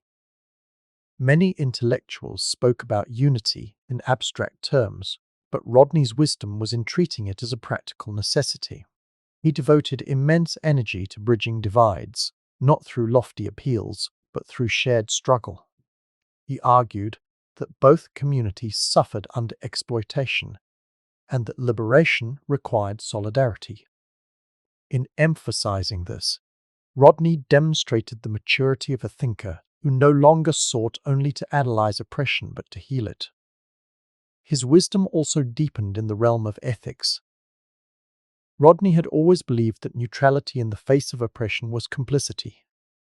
But in his later years, this conviction took on an almost spiritual weight. He came to see integrity not as an intellectual stance, but as a way of life. To speak truth, to live humbly, to remain accessible, these were not strategies but moral commitments. Even as he faced increasing danger, Rodney refused to compromise or seek safety in silence. His wisdom here was not merely in his words but in his example, that the value of a life is measured not by its length or comfort, but by its fidelity to justice. Rodney's wisdom extended to his view of violence and resistance. While he never glorified violence, he understood it as an inevitable response to systemic repression. In his earlier writings, he had analyzed colonial violence in historical terms. By the late 1970s, facing Burnham's authoritarian state, he spoke more urgently about the right of people to defend themselves. His wisdom was in recognizing the moral complexity of resistance, that violence could be both destructive and necessary, that peace without justice was illusion, and that the oppressed must not be shamed for resisting their own dehumanization. He refused simplistic answers, choosing instead to wrestle openly with the contradictions of liberation. The deepening of Rodney's wisdom was not abstract, but personal. The constant threats against his life, the harassment of his allies, and the strain on his family forced him to reflect on mortality. He often told those close to him that he did not expect to live long. Rather than retreat into despair, he treated this awareness as motivation. It lent his work urgency and clarity. His writings and speeches from this period carry a sharper edge, as if he were distilling everything he had learned into truths that could outlast him. His wisdom here was existential, the recognition that death was inevitable, but that meaning lay in how one chose to live before it arrived. Rodney's wisdom also grew through his willingness to listen. Despite his fame, he remained open to learning from ordinary people. He sat with workers, farmers, and Rastafarians, not as their superior, but as their companion. He asked questions, listened to their stories, and let their insights shape his own thinking.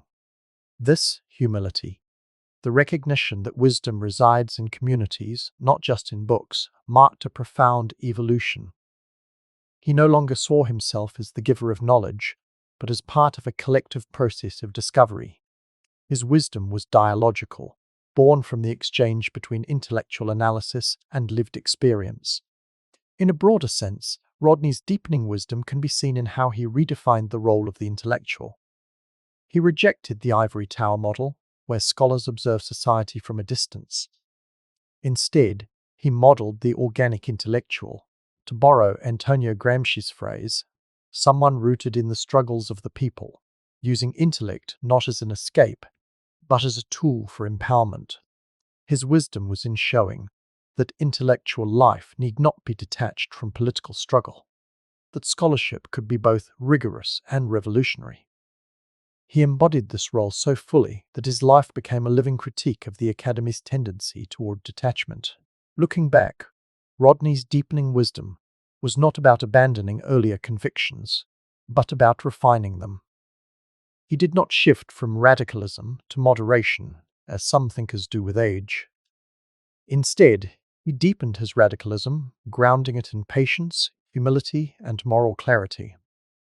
He recognized the complexity of liberation, the dangers of power, and the necessity of unity.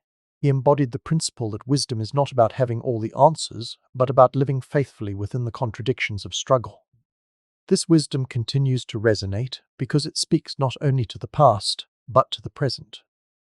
In a world still marked by inequality, division, and authoritarianism, Rodney's mature insights remind us that liberation requires both clarity and compassion, both urgency and patience.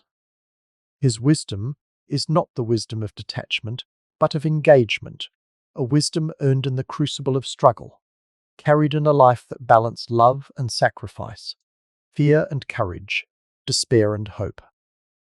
In the end, Rodney's deepening wisdom illuminated the final phase of his life. It prepared him to face the ultimate cost of his commitments, not with resignation, but with resolve. It gave his words a timeless quality, ensuring that even when his voice was silenced, his wisdom would continue to guide those who sought justice. Walter Rodney's reputation rests most visibly on how Europe underdeveloped Africa. Yet to reduce his intellectual contribution to a single book would be to flatten a career marked by continual output and deepening engagement. His later works, produced in the final years of his life, show a thinker unwilling to repeat himself, unwilling to let earlier victories ossify into static truths. They reflect both continuity and growth. The continuity of a mind still focused on exposing oppression, and the growth of a man increasingly attentive to the complexities of political struggle in real time. These works, many published in articles, pamphlets, speeches, and essays, carried the distilled essence of his evolving philosophy while responding urgently to the crises of the late 1970s. One of the defining characteristics of Rodney's later writings is their immediacy. While his dissertation and first major book carried the sweep of centuries, These later texts often address the present with piercing clarity.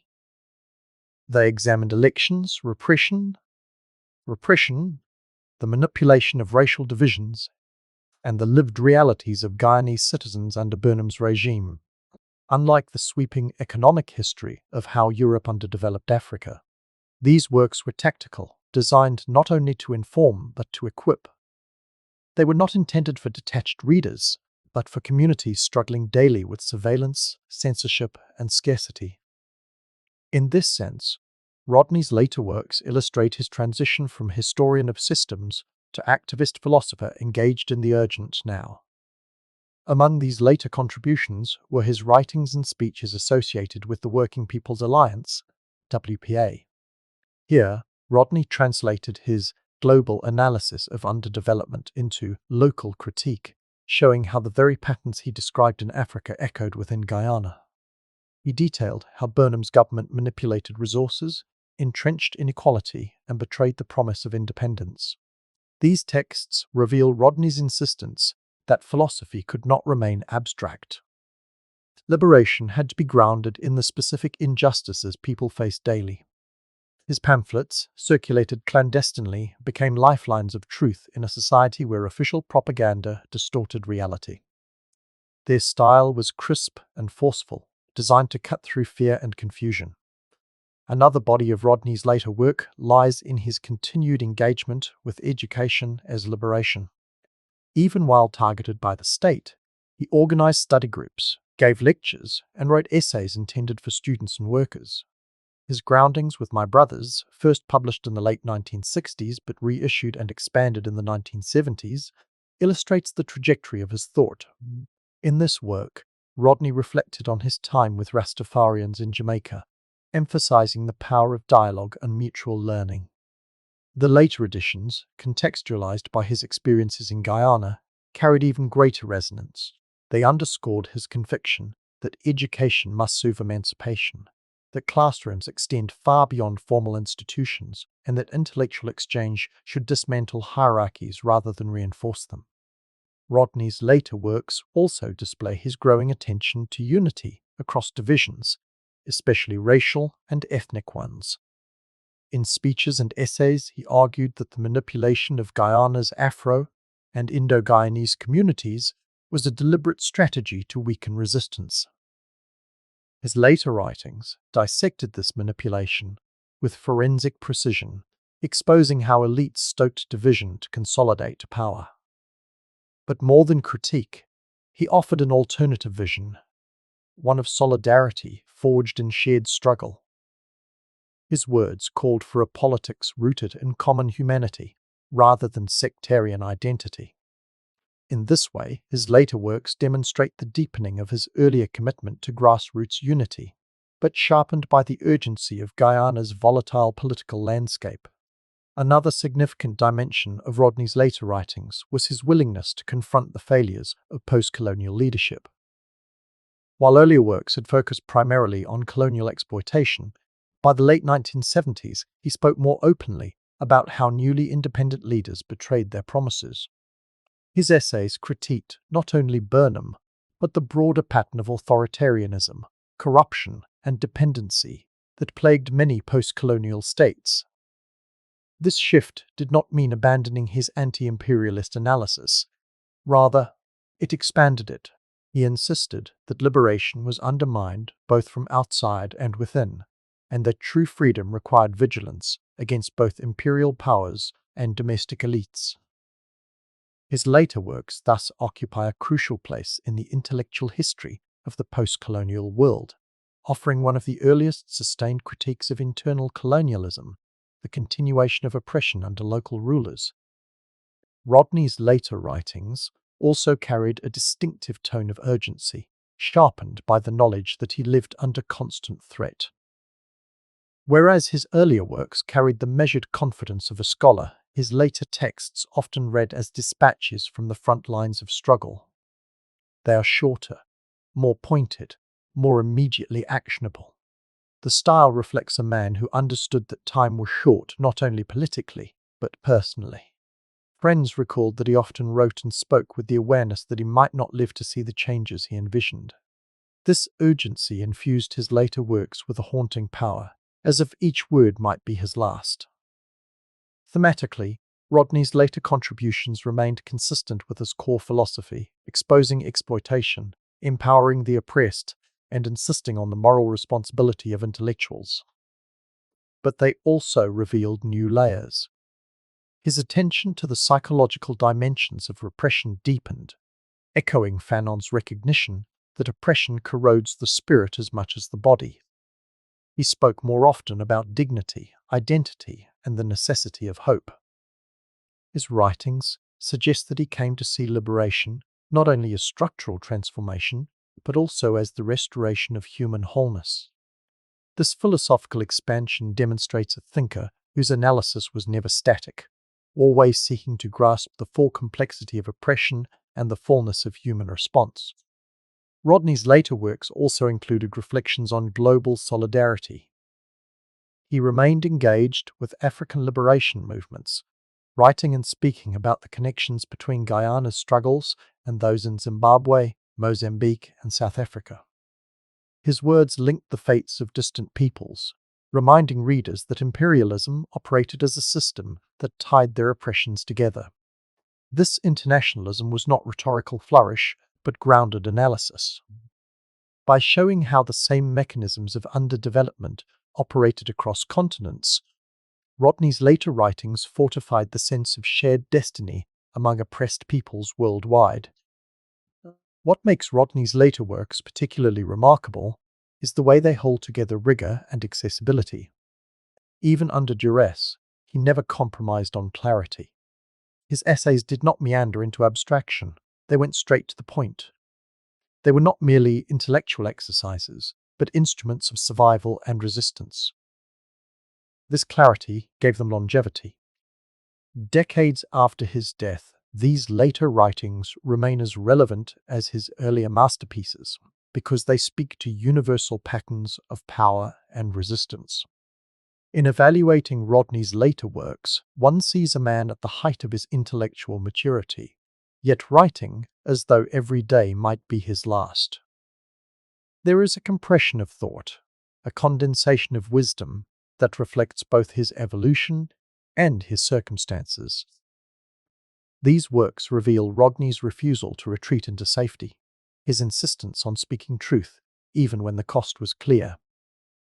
They testify to a philosophy lived fully, a commitment unbroken even under siege. Ultimately, Rodney's later works stand as a bridge between his earlier scholarship and his martyrdom. They show a man moving from historian of empire to participant in a struggle that consumed his life. They illustrate the culmination of a journey that began in colonial classrooms and ended in clandestine meetings with workers and activists. And they remind us that intellectual life is not measured only in books published, but in truths spoken when it is most dangerous to speak them. By the end of the 1970s, Walter Rodney was recognized as one of the most important radical intellectuals of his generation. His writings carried weight across continents. His speeches electrified crowds, and his activism inspired movements from Kingston to Dar es Salaam to Georgetown. Yet all of this acclaim came at a price. The personal costs of his commitments were immense, borne not only by him, but by those who loved him most. To understand Rodney fully, one must see not only the brilliance of his philosophy, but the toll it exacted, the sacrifices, strains, and dangers that shadowed his every step. One of the most profound costs was the constant erosion of safety. From the moment he became a public figure, Rodney lived under surveillance and harassment. In Jamaica, his banishment was a reminder that governments viewed his ideas as threats. In Tanzania, though respected, he remained watched by foreign embassies wary of his influence. Back in Guyana, under Burnham's regime, the harassment turned into intimidation. Police patrols shadowed him, meetings were disrupted, and friends were detained. For most people, safety is a given, an invisible comfort. The cost of his courage was the perpetual presence of danger, a condition that weighed heavily even when he masked it with calm resolve. This insecurity extended to his family. His wife Patricia and their children lived in the shadow of his visibility. They endured the anxiety of late-night knocks on the door, the constant presence of plainclothes agents, and the knowledge that Rodney's defiance could bring retaliation not only against him, but against them. Patricia bore the brunt of this reality, holding together a household under siege. For the children, the cost was childhood, marked by fear, where their father's fame was inseparable from threat. Rodney knew this, and it pained him deeply. His decision to stay in Guyana, despite escalating danger, was not reckless bravado, but a moral choice. Yet it came with the agonizing awareness that his family paid the price alongside him. Another cost was financial instability. Rodney never pursued wealth, and his positions in academia were often disrupted by politics. In Jamaica, his dismissal left him without income. In Guyana, his opposition to the regime closed off avenues of professional advancement. His writings circulated widely, but they did not provide substantial financial security. Instead, he lived modestly, often on the edge of hardship. This insecurity strained his ability to provide for his family in the way he wished. The irony was bitter. A man whose analysis of underdevelopment illuminated the systemic poverty of nations experienced on a personal scale, the precariousness of resisting exploitation. The personal cost also manifested as exhaustion. Rodney's schedule was relentless: teaching, writing, speaking, organizing, mentoring. He rarely rested, driven by the urgency of the moment and the knowledge that time was short. Friends and comrades often noted the toll this took on his body and spirit. His energy seemed inexhaustible, but it came at the expense of his health and peace of mind. The strain of living under constant threat while maintaining a tireless pace wore him down. His decision to keep going, to never withdraw, revealed his strength, but also underscored the high personal price of his commitments. Rodney also bore the cost of isolation. Though surrounded by comrades and celebrated by supporters, he was often lonely. His role as a public figure meant that few could fully share his burdens. He carried knowledge of threats he could not always disclose, fears he could not always voice, and responsibilities he could not delegate. Intellectual peers sometimes criticized him, governments vilified him, and even allies occasionally misunderstood him. This isolation deepened in his final years, as the regime's hostility intensified. To live, as Rodney did, was to live on a tightrope, sustained by conviction but often deprived of the comfort of true safety or ease. The emotional toll of being vilified was another cost. Rodney cherished truth and integrity, yet governments painted him as a dangerous radical, a destabilizer, even a traitor. Propaganda twisted his words, portraying him as aligned with foreign powers or as an enemy of his own people. For a man whose life was defined by honesty and solidarity, these lies were painful. He endured them, but they weighed on him. The cost of truth-telling was to have his character maligned, his motives questioned, and his loyalty doubted by those who benefited from distortion. Perhaps the most devastating personal cost was the loss of time with his family. Rodney was a loving husband and father, but his commitments often took him away from home. He spent long hours in meetings, long nights writing, long days speaking. The moments he treasured, playing with his children, sharing meals, laughing with Patricia, were often interrupted by the demands of struggle. He sacrificed intimacy for duty, knowing that his work was for the sake of future generations, including his own children. Yet the cost of that sacrifice was real, a grief he carried quietly. When he told friends that he did not expect to live long, he spoke not only of political realities, but of the personal sadness of knowing he might not see his children grow. The personal costs of Rodney's commitments also revealed themselves in the constant presence of mortality. He lived with the knowledge that he was a marked man. This awareness shaped his behavior. He wrote with urgency, spoke with intensity, and lived with the sense that each day could be his last. For most people, such awareness might paralyze. For Rodney, it galvanized. Yet it was still a burden, carried daily in the quiet moments when he considered his wife's future or his children's loss. The cost of his courage was the acceptance of his own vulnerability, a reality that weighed heavily even as he refused to retreat. These personal costs, however, also reveal Rodney's humanity. They remind us that he was not a mythic figure, immune to fear or sacrifice, but a man who loved deeply, suffered quietly, and bore burdens with dignity. His philosophy gained its power not only from its clarity, but from the authenticity of a life lived at great cost. He did not speak of struggle in the abstract. He embodied it. His family endured hardship because of his choices. His body bore exhaustion because of his commitments. His spirit carried fear because of his defiance. Yet he accepted these costs as the price of fidelity to justice. Looking back, Rodney's personal costs deepen our understanding of his legacy. They show that his greatness was not in the absence of sacrifice, but in the willingness to endure it. They reveal that the man celebrated for his brilliance and courage was also defined by quiet acts of endurance, by nights of worry, by moments of fatigue. His legacy is not diminished by these costs, but enriched by them. To see Rodney clearly is to see both his triumphs and his tolls, the brilliance of his mind and the weight of his sacrifices, the fire of his philosophy, and the shadows it cast on his personal life.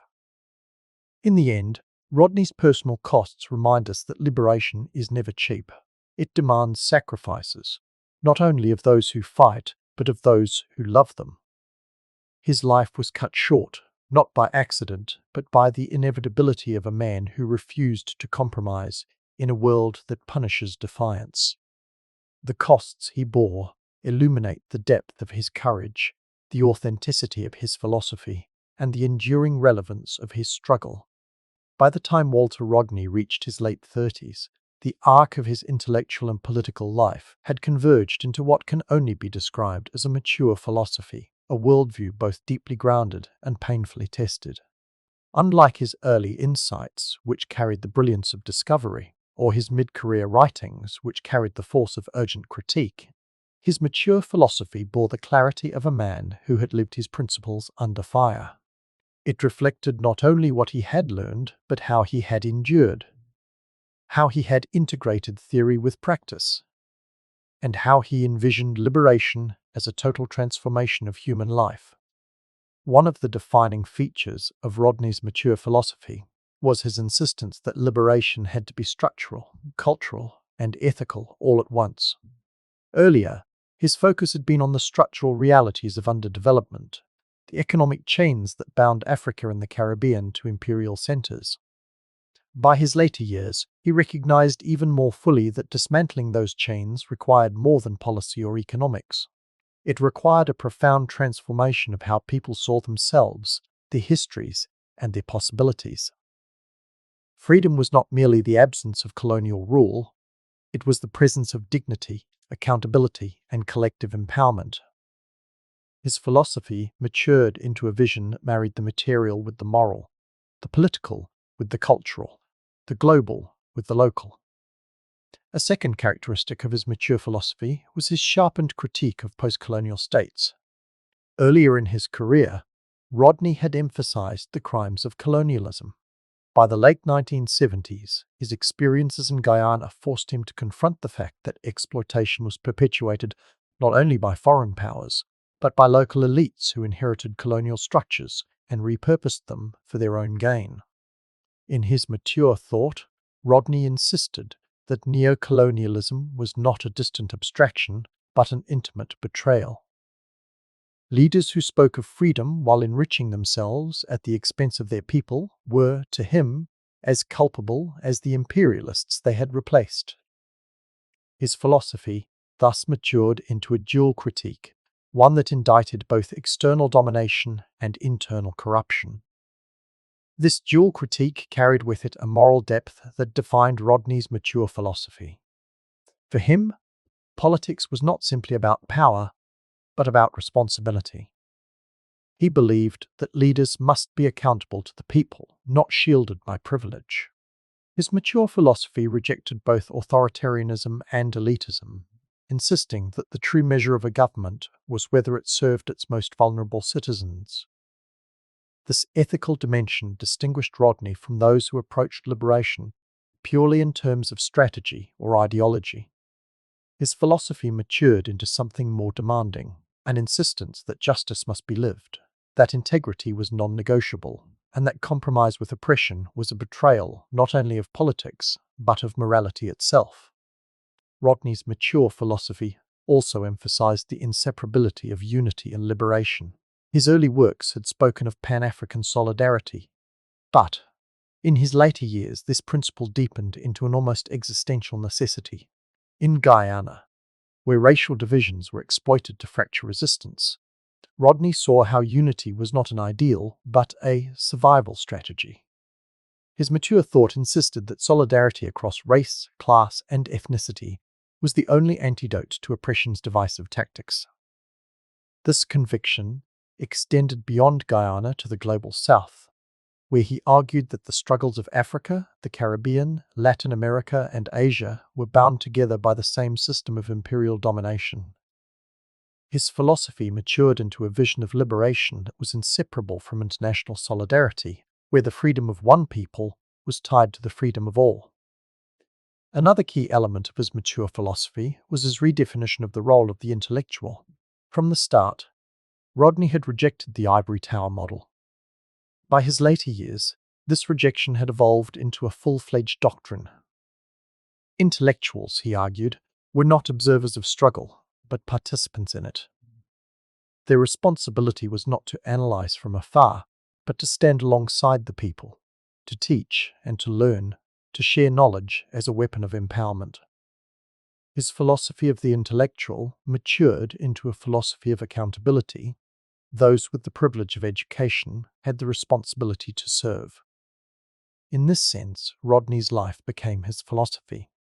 He embodied the principle that truth must be lived, that ideas must be tested in practice, and that scholarship without solidarity was betrayal. Rodney's mature philosophy also grappled with the question of violence in a more profound way. He had long understood violence as a feature of colonialism and as a reality of resistance. But in his later years, facing the brutality of Burnham's regime, he recognized the moral weight of this dilemma with greater clarity. His writings and speeches suggest that he saw violence not as a first resort, but as an unavoidable response when all avenues of peaceful change were closed. His philosophy matured into an acknowledgement of complexity, that resistance must sometimes take forms that were morally fraught, and that to demand pacifism from the oppressed while excusing violence from the oppressor was itself a form of hypocrisy. This nuanced understanding marked a maturation beyond simple binaries, reflecting a man who had lived close to the edge of repression. Perhaps the most profound aspect of Rodney's mature philosophy was his sense of time. Knowing that he was under threat, aware that his life might be cut short, Rodney spoke and wrote with an urgency that distilled his thought to its essence. His later writings are stripped of excess, focused with clarity on what mattered most: truth, dignity, solidarity, and courage. This urgency gave his mature philosophy a prophetic tone. He no longer wrote as if time were abundant. He wrote as if he were leaving a legacy, condensing a lifetime of struggle into words that could guide others after his death. His philosophy matured into a testament not only of what he believed, but of how he lived, and how he hoped others might continue the struggle. Rodney's mature philosophy also carried a deepening humility.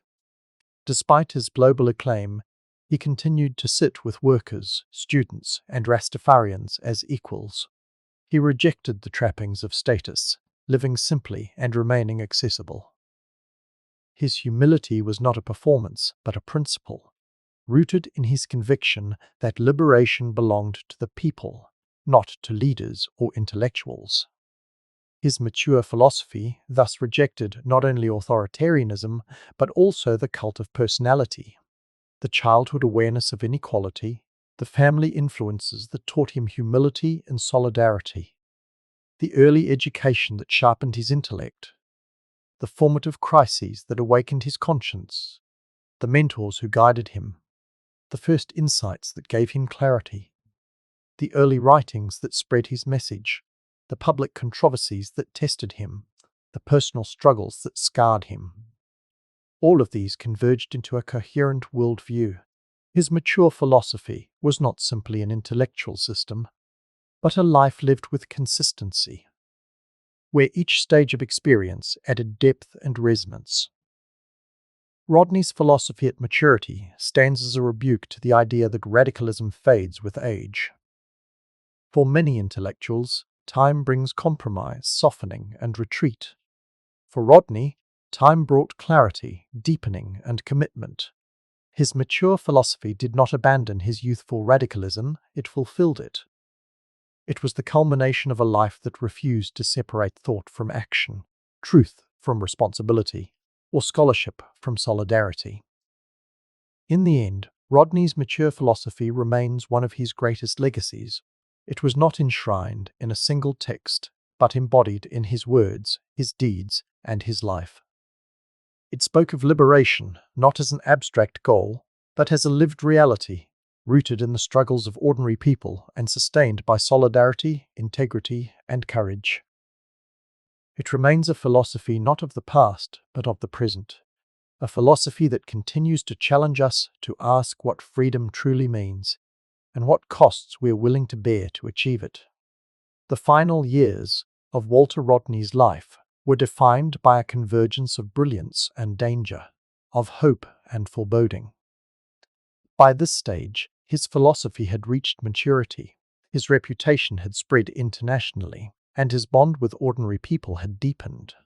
Yet those very achievements also placed him in escalating peril. Living in Guyana under Forbes Burnham's increasingly authoritarian regime, Rodney became both the voice of resistance and the target of state repression. His final years reveal a man who chose principle over safety, solidarity over comfort, and truth over compromise, even as he understood with haunting clarity what those choices might cost him.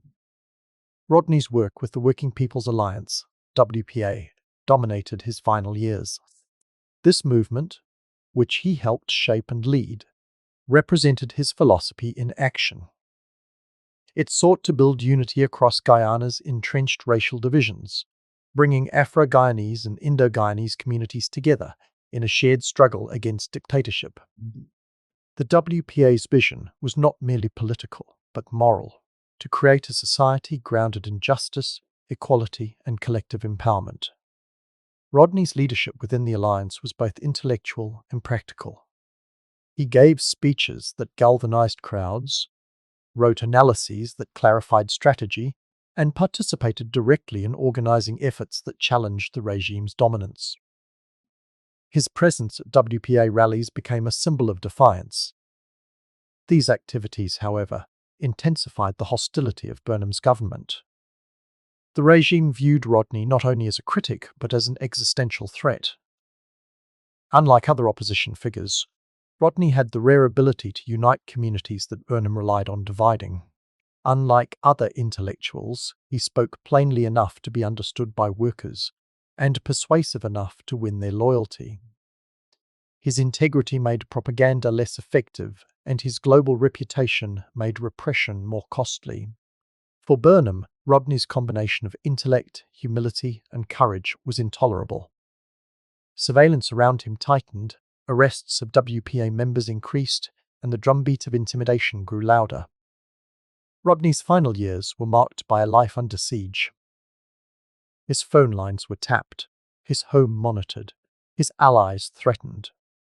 State newspapers smeared him relentlessly, depicting him as a destabilizer, a puppet of foreign interests, even an enemy of his own people. For a man whose life was defined by honesty, these distortions cut deeply. Yet Rodney bore them with resolve, refusing to let fear or defamation silence him. His speeches during these years reveal a striking calmness, a refusal to descend into bitterness. Instead, he kept returning to the central truth that liberation was not optional, that injustice could not be normalized, that the people deserved better. At the same time, Rodney never stopped writing. His final years produced essays, pamphlets, and speeches that carried a sense of urgency absent from his earlier works. These writings, often circulated clandestinely, spoke directly to the struggles of Guyanese citizens. They detailed the failures of Burnham's government, exposed the manipulation of racial division, and offered a vision of solidarity and justice. They were not academic exercises, but instruments of survival and resistance, written for people who lived daily with repression. This output demonstrates Rodney's refusal to retreat into safety. Even under threat, he chose to keep giving the people tools to understand and resist their conditions. The personal costs of these years were immense. Rodney's wife, Patricia, and their children lived with the constant anxiety of harassment and violence. His decision to remain in Guyana, despite the escalating danger, was both a testament to his courage and a source of anguish for his family. Friends urged him to leave, to take his intellect abroad where it might flourish in safety. But Rodney refused. He insisted that his place was with his people, that to abandon them in their hour of need would betray everything he had taught and believed. His choice reveals the essence of his philosophy. Liberation was not something one could analyze from afar. It had to be lived, even at ultimate cost. Rodney's final years also reveal the depth of his foresight. He often spoke of death, not with melodrama, but with sober realism. He told friends and comrades that he did not expect to live long, that the path he had chosen made him a target. This awareness did not paralyze him, but clarified his priorities. He wrote and spoke with the knowledge that his words might be among his last, distilling decades of learning into truths that could guide others after him. This prophetic quality gives his final writings a haunting power, as though he were already addressing the world beyond his own lifetime. Yet Rodney's final years were not defined only by repression and fear. They were also marked by extraordinary moments of hope. WPA rallies drew crowds of people who crossed racial and class lines to stand together. Students carried his words forward, spreading his ideas in schools and communities. Farmers and workers repeated his analyses, finding in them a language to articulate their own frustrations. For many in Guyana, Rodney's presence in those years was a source of courage. He showed that resistance was possible, that solidarity was real, that fear could be defied. These sparks of hope were perhaps the most powerful testimony of his life, that even under dictatorship, the human spirit could resist and imagine a better world. Rodney's international connections also remained strong in these years. He corresponded with activists across Africa, the Caribbean, and the United States, situating Guyana's struggle within a global context. He saw his work not as isolated, but as part of a larger movement against imperialism and oppression. This global vision gave him strength, reminding him that while he was targeted at home, he was not alone. His assassination, when it came, would spark outrage far beyond Guyana's borders, precisely because of the international solidarity he had cultivated in these final years. The contradictions of Rodney's final years are striking. On one hand, he lived under near constant threat, harassed, vilified, and vulnerable. On the other hand, he stood taller than ever, his integrity shining through attempts to break him. On one hand, his life grew narrower, confined by surveillance and fear. On the other, his influence expanded, touching communities and movements across continents.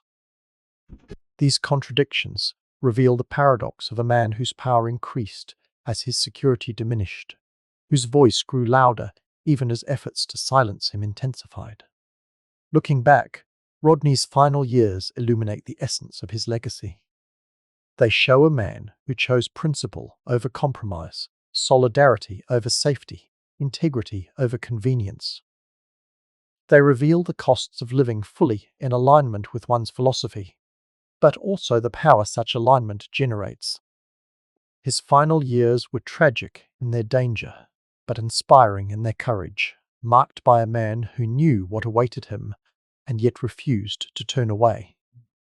In the end, Rodney's final years remind us that philosophy is not only written in books, but embodied in lives. His philosophy at maturity, insisting on dignity, solidarity, and integrity, was lived with such consistency that even his enemies could not deny it.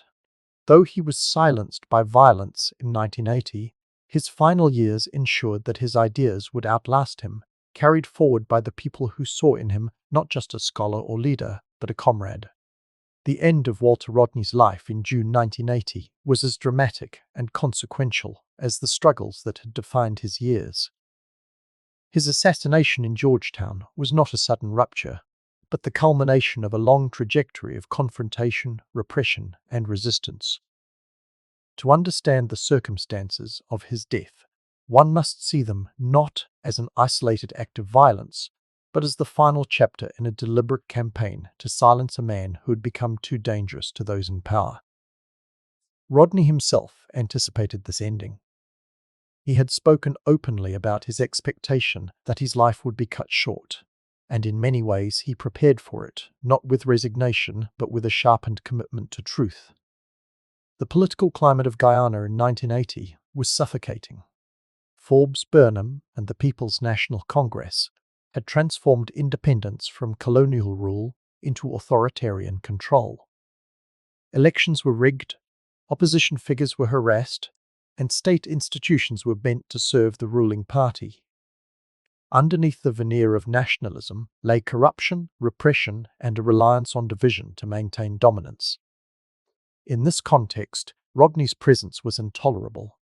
His role in the Working People's Alliance had galvanized disillusioned Guyanese across ethnic lines. His speeches drew diverse crowds. His writings exposed the failures of the regime, and his very integrity undermined Burnham's legitimacy. To the government, Rodney was not simply a critic, he was an existential threat. The months leading to his death were marked by escalating harassment. Rodney and members of the WPA faced repeated arrests. Public meetings were broken up by police. State-controlled media launched smear campaigns, depicting Rodney as an agent of destabilization, sometimes even as a traitor conspiring with foreign powers. These tactics were designed not only to weaken his influence, but also to prepare the public for harsher actions against him. Friends and allies recall Rodney speaking of his death as inevitable. He told Patricia and others that he did not expect to survive the struggle, that the regime would eventually resort to assassination. Yet he refused to leave Guyana, insisting that his responsibility was to remain with his people. The specific circumstances of his death reveal both the cynicism of power and the courage of Rodney himself. On June 13, 1980, he was lured into a trap. He had been in contact with a sergeant from the Guyanese Defense Force, Gregory Smith, who claimed to support the WPA and offered to provide a walkie-talkie to help the party communicate. Rodney and his brother Donald arranged to meet him in Georgetown. The device handed to Rodney, however, was not a communication tool, but a bomb. When Rodney tested it in his car, the device exploded, killing him instantly and injuring Donald. Gregory Smith was quickly whisked out of the country, with government assistance, sheltered from accountability. Investigations were stifled, evidence suppressed, and official narratives distorted. The regime attempted to portray Rodney as reckless, suggesting he was plotting insurrection and had accidentally killed himself with explosives. Yet few believed this story. The timing, the method, the protection of Smith, and the broader context all pointed to the conclusion that the state had eliminated a man it could not control. The personal circumstances of Rodney's death are wrenching. He was only 38 years old, at the height of his intellectual power, a father of young children, a husband, a leader whose potential was still unfolding. His death robbed his family of a beloved partner and parent, his community of a trusted comrade, and the world of a voice that might have continued to shape debates on justice and liberation for decades. For Patricia, the loss was not only political, but intimate. the sudden shattering of a life shared. For his children, it was the permanent absence of a father whose time with them had already been scarce because of his commitments. The political impact of his death was immediate. Crowds gathered in mourning, both in grief and in anger. Many saw the assassination not simply as the loss of a man, but as the silencing of hope. Rodney had represented the possibility of unity in a society fractured by race and class. His death seemed to confirm that the forces of repression were stronger, willing to destroy even the most principled opponents. Yet at the same time, his assassination also confirmed the truth of his analysis. By killing him, the regime revealed its fear of his ideas, its recognition that his influence was too powerful to be countered by propaganda alone. Internationally, the circumstances of Rodney's death sparked outrage. Activists, scholars, and governments critical of authoritarianism condemned the assassination. Protests were held in solidarity, and his writings gained renewed attention. The very attempt to silence him amplified his voice, ensuring that his ideas would continue to circulate. In death, Rodney achieved a permanence that repression in life could not extinguish. The circumstances of his death also force us to reflect on the fragility of liberation movements. Rodney had long argued that independence without structural transformation was hollow. His death demonstrated another layer of this truth, that post-colonial elites, threatened by genuine popular power, could become as violent as the colonizers they replaced. The bomb that killed him was not only a weapon against an individual, but a message to all who resisted, that dissent would be met with deadly force. This reality underscored the risks borne by those who dared to speak truth in contexts where truth was treated as treason. In analyzing his death, one must also consider Rodney's own sense of destiny. His final years, marked by urgency, suggest that he lived with full awareness of the likelihood of assassination. His death was not a surprise to him, nor did it come as a shock to those closest to him. What makes it tragic is not its unpredictability, but its inevitability, in a system that could not tolerate integrity. Rodney's courage lay in his refusal to let this inevitability deter him. He embraced the risk because to retreat would have meant abandoning his people and betraying his philosophy. Looking back, the circumstances of Rodney's death encapsulate the contradictions of his life. He was killed in secrecy, yet his death illuminated the world. He was silenced violently, yet his ideas spoke louder than ever. He was taken at a young age, yet his life carried the weight of multiple lifetimes of struggle. His death was both an ending and a beginning, the end of his personal journey, but the beginning of his transformation into a symbol of resistance that endures across generations. The bomb that killed Rodney was intended to extinguish him. Instead, it immortalized him. His final years had already prepared him for this fate, and his death ensured that his mature philosophy, his deepening wisdom, and his unwavering integrity would not be forgotten. The circumstances of his death remind us that liberation is costly, that truth-telling invites danger, and that those who challenge power most directly are often those who pay the ultimate price. Yet they also remind us that death, in such cases, is not defeat. Rodney's assassination was meant to silence him, but in reality, it inscribed his voice into history. Walter Rodney's assassination in 1980 brought a violent end to his life, but it did not end his influence. If anything, his death magnified it. The circumstances surrounding his killing confirmed what Rodney himself had long argued, that truth, when spoken clearly and consistently, will always be perceived as a threat to those who profit from exploitation. In this way, Rodney's legacy is inseparable from both the ideas he left behind and the life he lived to embody them. His story remains not just an episode in Caribbean history, but a chapter in the ongoing global struggle against oppression. One of the clearest aspects of Rodney's legacy is intellectual. His writings, especially How Europe Underdeveloped Africa, remain foundational in studies of development, post-colonial history, and global inequality. The book's arguments still resonate today because the patterns he described have not disappeared. African nations remain tied to uneven trade systems. Natural resources continue to be extracted by foreign corporations, and global institutions often perpetuate dependency rather than independence. Students, activists, and scholars continue to turn to Rodney's analysis because it provides a language to articulate ongoing injustices. His legacy, therefore, is not that of a thinker locked in the 1970s, but of a voice that still speaks with startling relevance. Another dimension of his legacy lies in education as liberation.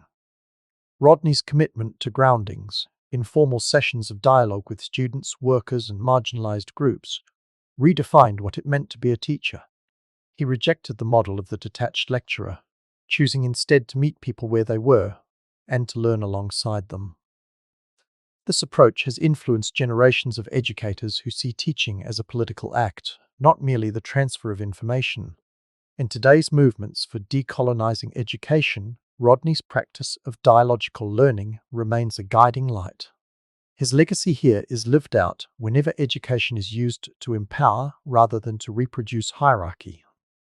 Rodney's political legacy is equally significant. In Guyana, his involvement in the Working People's Alliance offered a vision of multiracial solidarity in a society fractured by ethnic divisions. Though the movement was brutally suppressed after his death, its example endures as a model for what grassroots politics can look like when guided by principles of unity and justice. His insistence that liberation must come from the bottom up, through the empowerment of ordinary people, continues to inspire activists who resist authoritarianism and elitism. The ethical dimension of Rodney's legacy may be the most enduring. He lived his philosophy with a consistency that few achieve.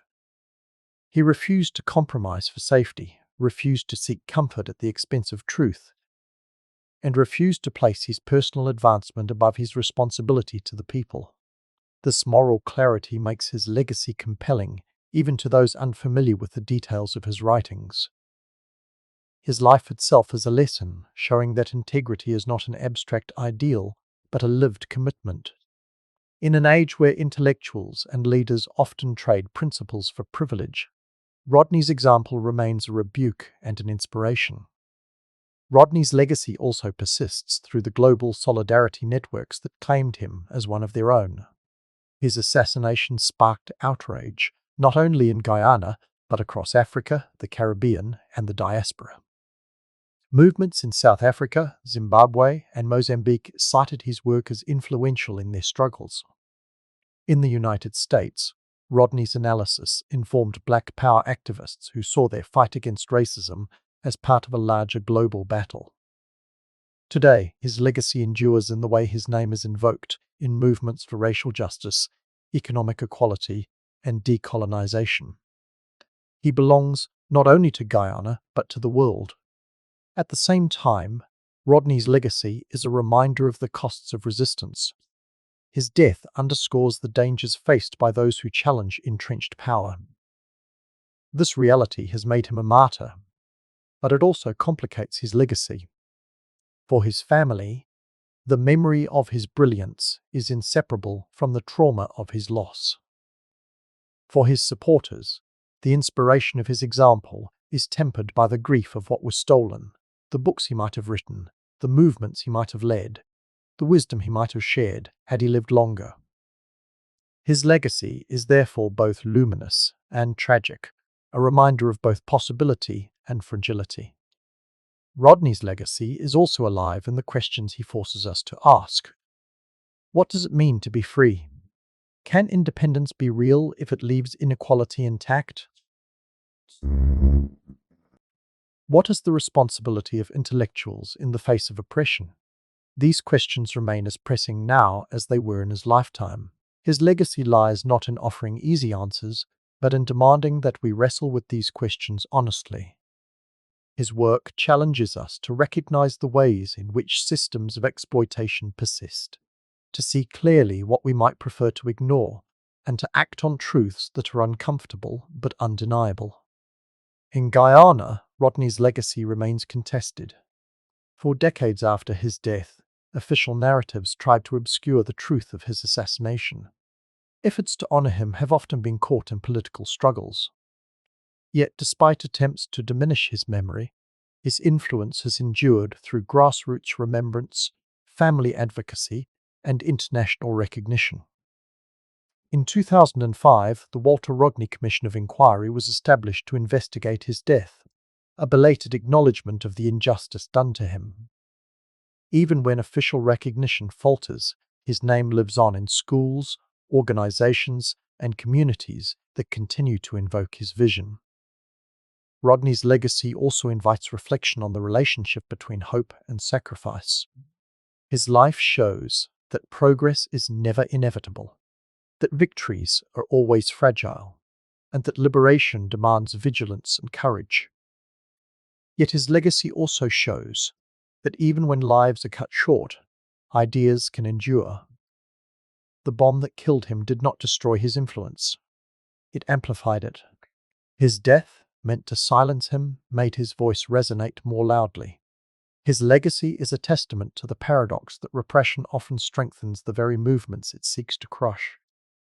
Looking back, the lasting legacy of Walter Rodney is not simply in his texts or his activism, but in the way he fused the two.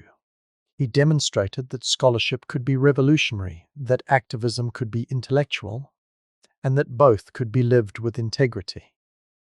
His life challenges us to bridge the gap between what we know and how we act, between the clarity of analysis and the messiness of practice.